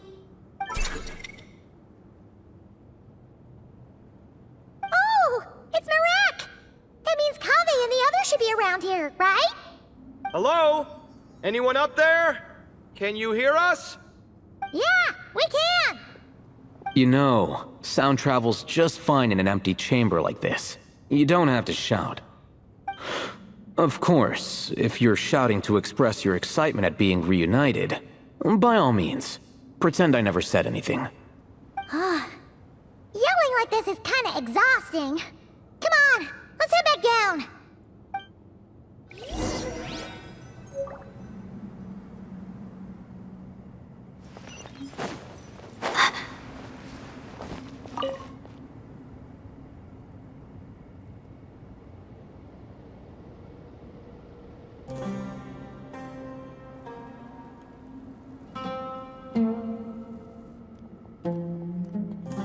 Wow, we all ended up in the same place, huh? Yeah, what a coincidence. Indeed. Or as I like to call it, the chai factor.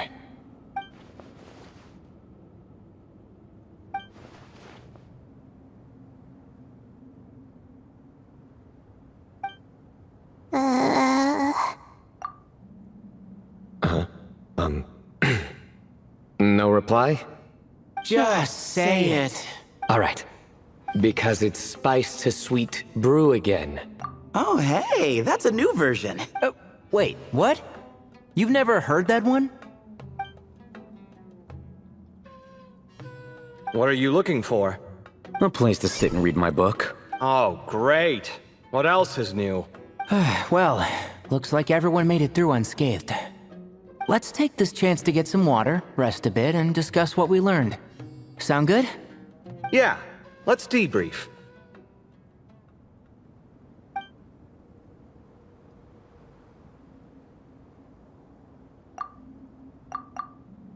Okay, so we all learned a lot, but it feels like we ended up with even more questions. Yeah, but one thing's for sure. This place is tied to the Ibis King in some way. Hey, Sino. You're the current representative of Hermanubis. Can you call him up for a sec? Of course. Just let me sense his presence.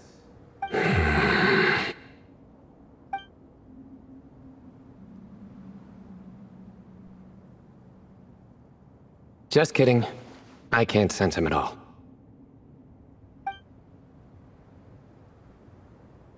Jeez, Sethos.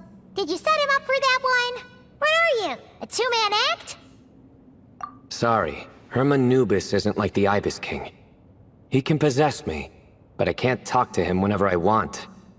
Oh, truly? Does that mean he's gone? Oh, I would have liked to reminisce about old times with him. Ah, the cat! It speaks! Of course it speaks. In fact, it is not an it at all. You do me a great offense. My apologies. Esteemed cats, sir?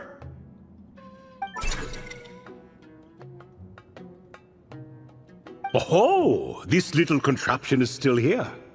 Contraption? No, this is Marak. Which means you do his assistant a great offense. Huh? Well, I didn't mean... Well, I apologize. I wasn't referring to this Marak, but rather the thing that operates it. King Deshret was quite partial to it. I have forgotten what it was called. It must have had an official name, albeit in the old tongue. Even if I did remember, I would need to translate it into modern language. Ah, it's not important. Marak's a fine name. Even better than the original, if you ask me. Who thought of it? And the remodeling, quite well done indeed. This Marak looks much happier in its current form. Oh, and the components should have model numbers written on them. You can look them up if you're curious. This cat talks. A lot. quite the one-sided conversation. Is this what the Ibis King was like? He seems quite eloquent. I wonder if he plays cards. Ha! I knew Marak was a great name. Go me! Let's see, what page was I on again?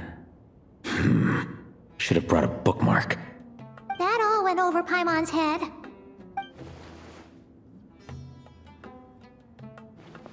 Hello indeed. For you to know my name. Yes, I was not mistaken. You are special among your companions. But you are all guests. It is only proper to invite you in. Come then, this way.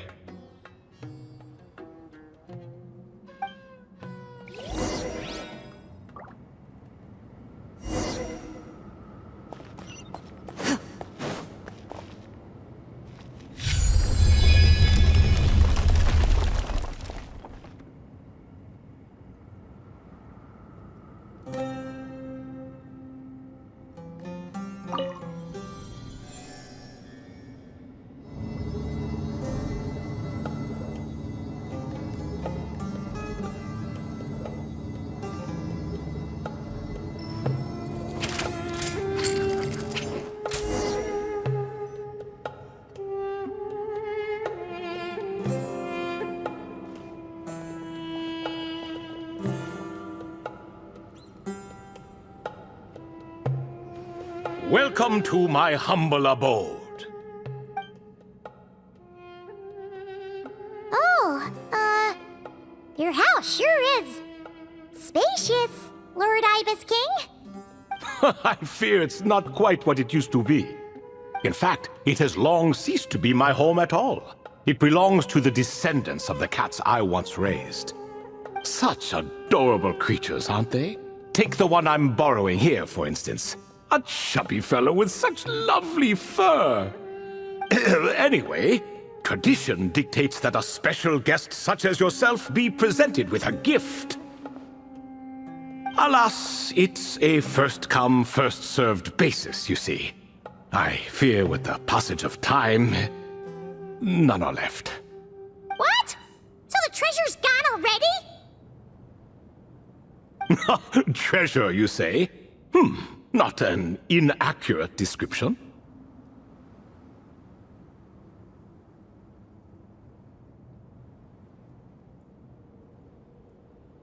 Yes, and no. I have the power to grant gifts inaccessible to the masses. The only requirement is answering a question. Not a bad deal, yes? Of course, my questions were given unto me by King Deshret, who in turn received them from the Mistress of Flowers. There are 3, and no more. What causes our rise and fall? What obliterates love and hate? What determines truth and falsehood? The more he talks, the less Paimon understands. I see. That must mean Gudars and Makaira managed to answer 2 of the 3. Another who understands. Oh, so that's the event those 2 slabs are depicting. Ah, priests and their records. A singular obsession, and quite boring too. After being imprisoned within Aru, I could, on occasion, take the form of a cat to converse with those around me. But I despised speaking to them. No conversational skills whatsoever. Now, humans like you who stumble in here from time to time, you are much more interesting. Hold on, we're getting off topic again. The 3 questions you just mentioned? What are they for, exactly? Ah, that is a story that begins with King Deshret. And we're in for another long one. Nostalgia for the past is common to us all, is it not?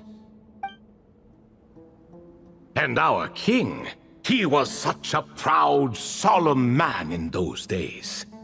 He watched us speak of the present and the future, of the wisdom we possessed or were about to obtain.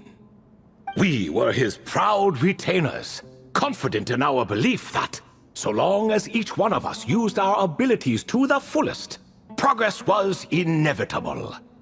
Yet, King Deshret's ambition was not destined to be allowed in a closed-off world such as this.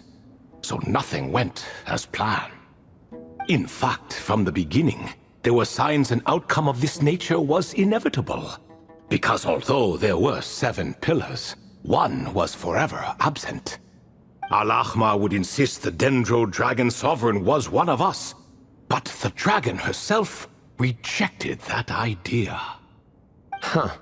Like a card you can never seem to draw from your deck. More like a card that was never in the deck to begin with. Alas, that's just who Al-Ahmar was. There was nothing we could do about that. And I always preferred chess to cards. In the end, life grew unbearable for our king. But, of course, those who remain must continue to live on. But subjects like us were less fortunate. After all, the fate of a retainer is decided by the king, including the chance to walk away. So it was then that King Deshret had Kroko, Goti, and I locked up within Aru, where we remain to this day. Kroko. Goti? Ah, of course. You're more familiar with their full names. Sobek, the Crocodile King, and Hereshef, the Goat King. And let me tell you, when it comes to chess, Hereshef was a habitual backseat strategist, always spewing nonsense from the sidelines. Well, Sobek was all too quick to take his terrible advice, to the point where I was the one who got accused of cheating. Chess is an exercise in patience, and that man couldn't sit still to save his life. He could never excel at that game. In fact, neither of them were good at chess. Even so, we played together often, and since I was always the winner, we got along quite well. What are you laughing at? Were we not good friends? No one's laughing. Paimon would never. No, not you, it's Goti. He's laughing for no reason again. Can you not hear him? Ah, right, of course you can't. The two of them are inside Aru, as am I, so only I can hear them. What is even going on here? Has he, started to lose it after being trapped for so long? That does happen to prisoners serving life sentences. Speaking of which, how's Azar doing these days? I doubt he's doing much of anything. Just what I wanted to hear. What is the meaning of this? You doubt my words? I have half a mind to not talk at all. Oh, no. They're not questioning you, Lord Ibis King, just discussing other things. Please, continue. In that case, where were we? Getting to the part about the 3 questions. Hopefully. Ah yes, we're almost there.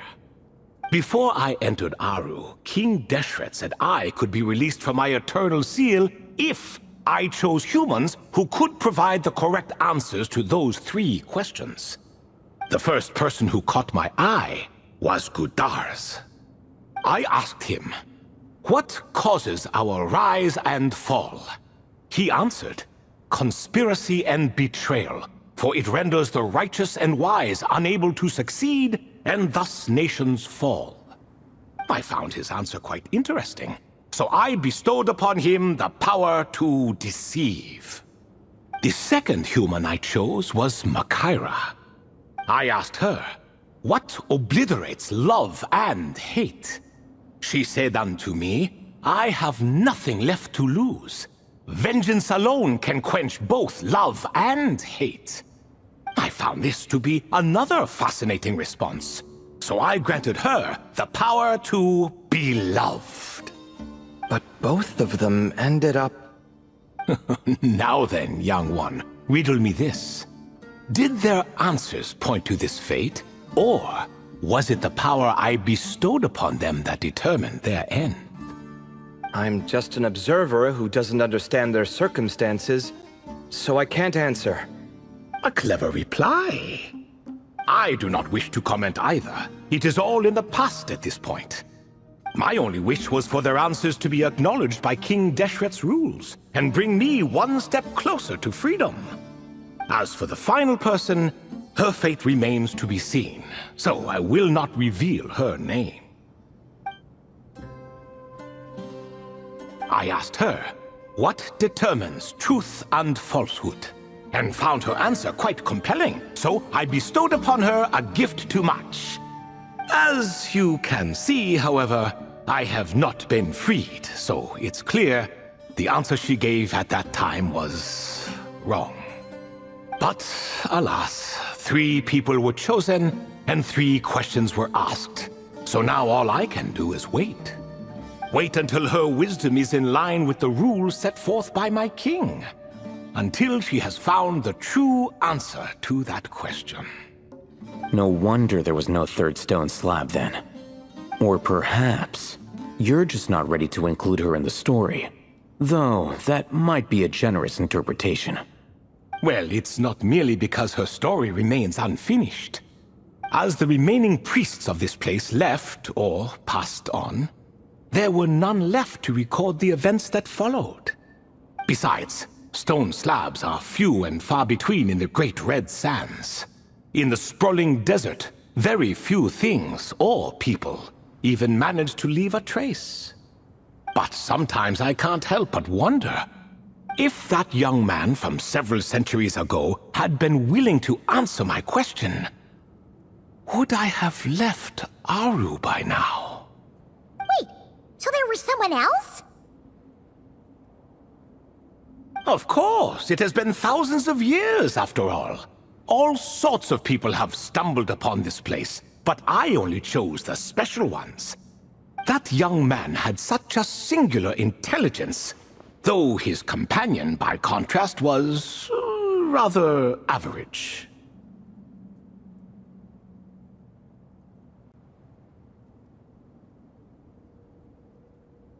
The author of those notes we found? The student named Zandik? Ah, yes, I think that was his name. In truth, I was unsure whether I should grant him my third remaining gift. He was, of course, exceedingly clever, but he was also mistrustful and narcissistic in equal measure, and there did not seem to be a line he was unwilling to cross. Too much power could be dangerous in the hands of someone like him, so I found myself rather relieved when he declined my gift. Oh, he turned you down? Did he give a reason? Yes. He said he didn't need it.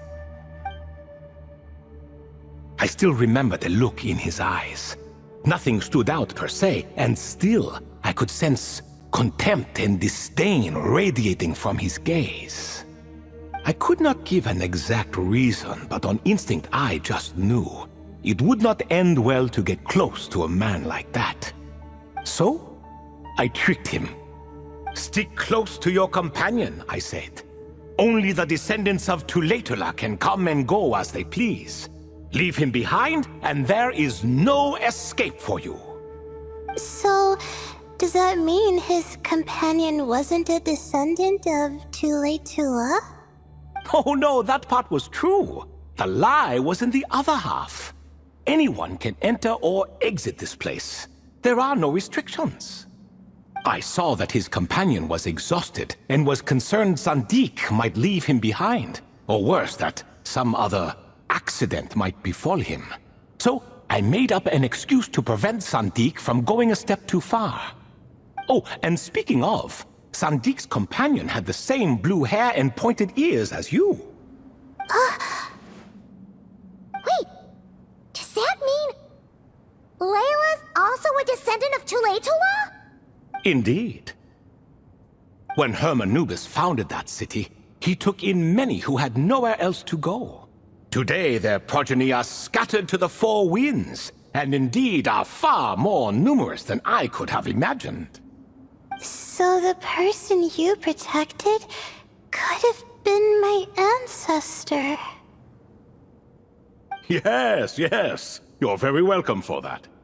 Could I ask another question, Lord Ibis King? Of course.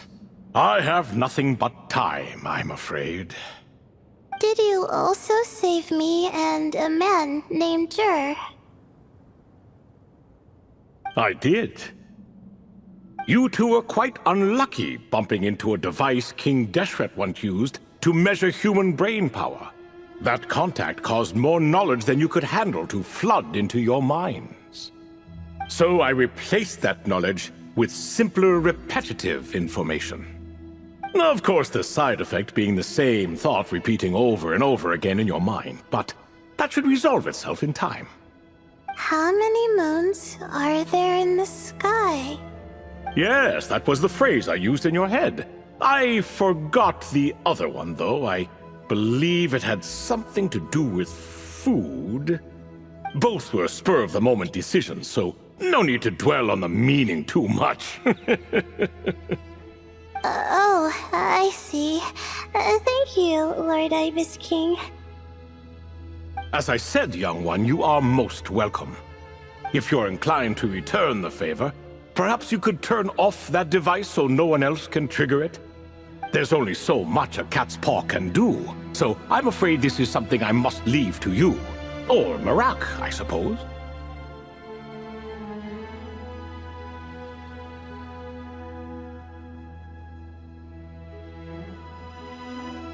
Oh, splendid! Another one bites the dust. Such is the fate of things here. Day by day, little by little, the remnants of ages past fade into obscurity.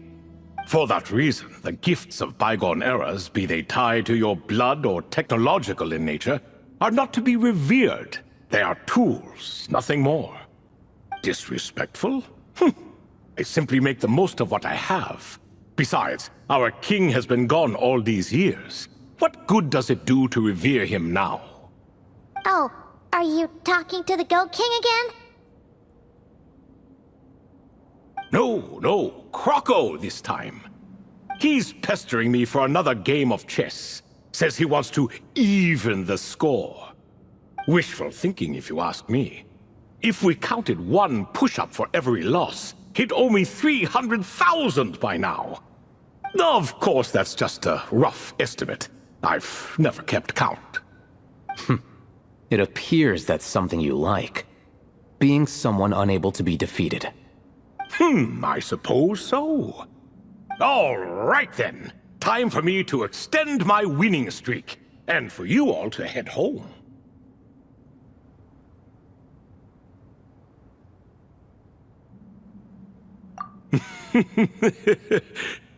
In truth, deep down, I know even the answers to those 3 questions will not change my fate.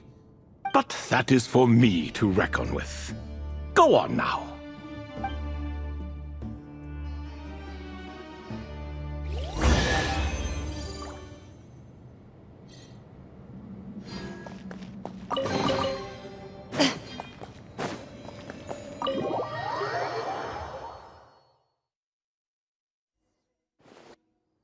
Excuse me. Do you even know what time it is? I've harvested 3 crops of tomatoes while you've been gone. You're exaggerating, Professor. I'm making a point. There's a difference. Sincerest apologies for keeping you waiting, Professor Cyrus.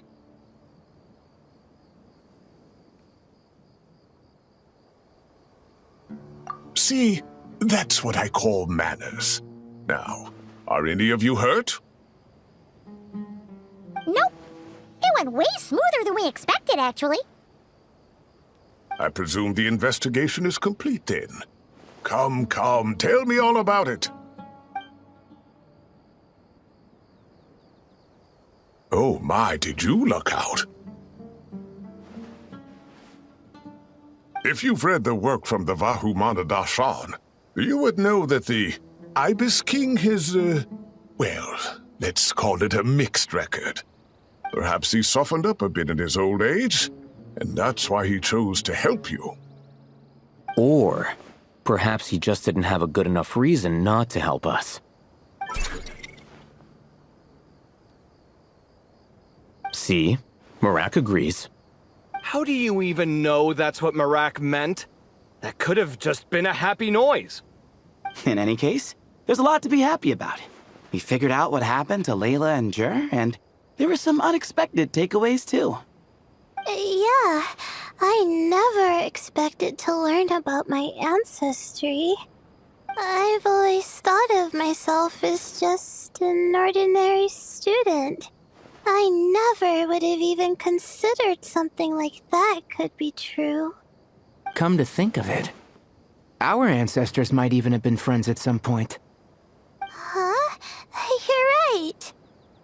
Maybe I should take a trip back home to see if I can find any records about that. Oh, I was just throwing that out there. I wouldn't want you to go to the trouble. It's fine. My advisor gave me a break, and I still have a few days left, so... Oh, wait.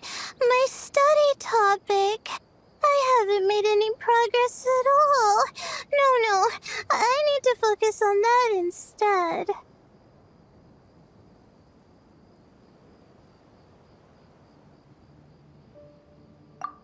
Right. Couldn't you help her, Professor? Huh? No, I could never. Me, you say? I'm from the Spatamar Darshan, and I don't think that Nephis or Zahahadi researched the stars. All I have to offer are my homegrown tomatoes. Although I suppose it's not impossible. I can ask a few old friends to recommend some interesting topics. You really don't have to. It sounds like a lot of work. Hardly. A few passing questions while we water the plants? It's no trouble at all. Thank you so much. Of course. Now it's getting late, and you all must be tired. Let's wrap things up here. Some say desert nights are the sun taking mercy on us after the heat of the day. So, let's leave while she still feels merciful.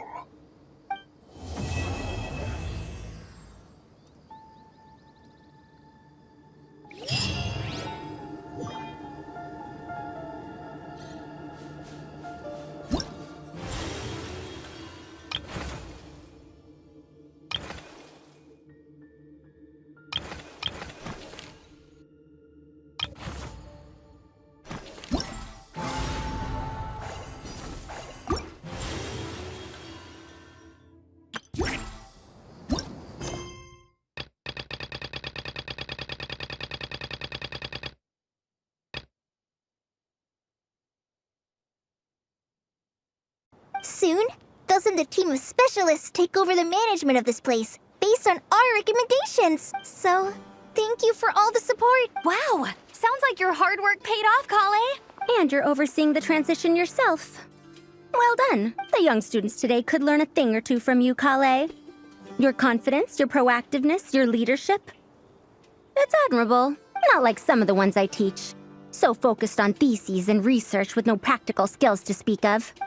To be honest, I don't feel all that confident. Being the go-between for all the different Darshans, coordinating everything, I still can't quite believe I managed it. Oh, but the Traveler and Paimon played a huge role in that too. I can't thank you both enough. Yeah, we're used to this kind of work. So for us, this was more like a super special camping trip with friends. You know, a few puzzles here, a little exercise there. It was super fun. Pretty much a piece of cake. Oh, man. Now Paimon's hungry. Hey, now that we're all done, why don't we go get some food to celebrate? Candace and I are 2 steps ahead of you. This way, everyone.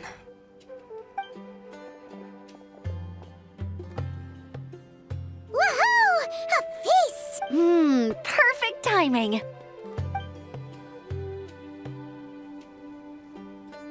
Oh, it's been a while since we've had such a delicious spread of dishes from Sumeru.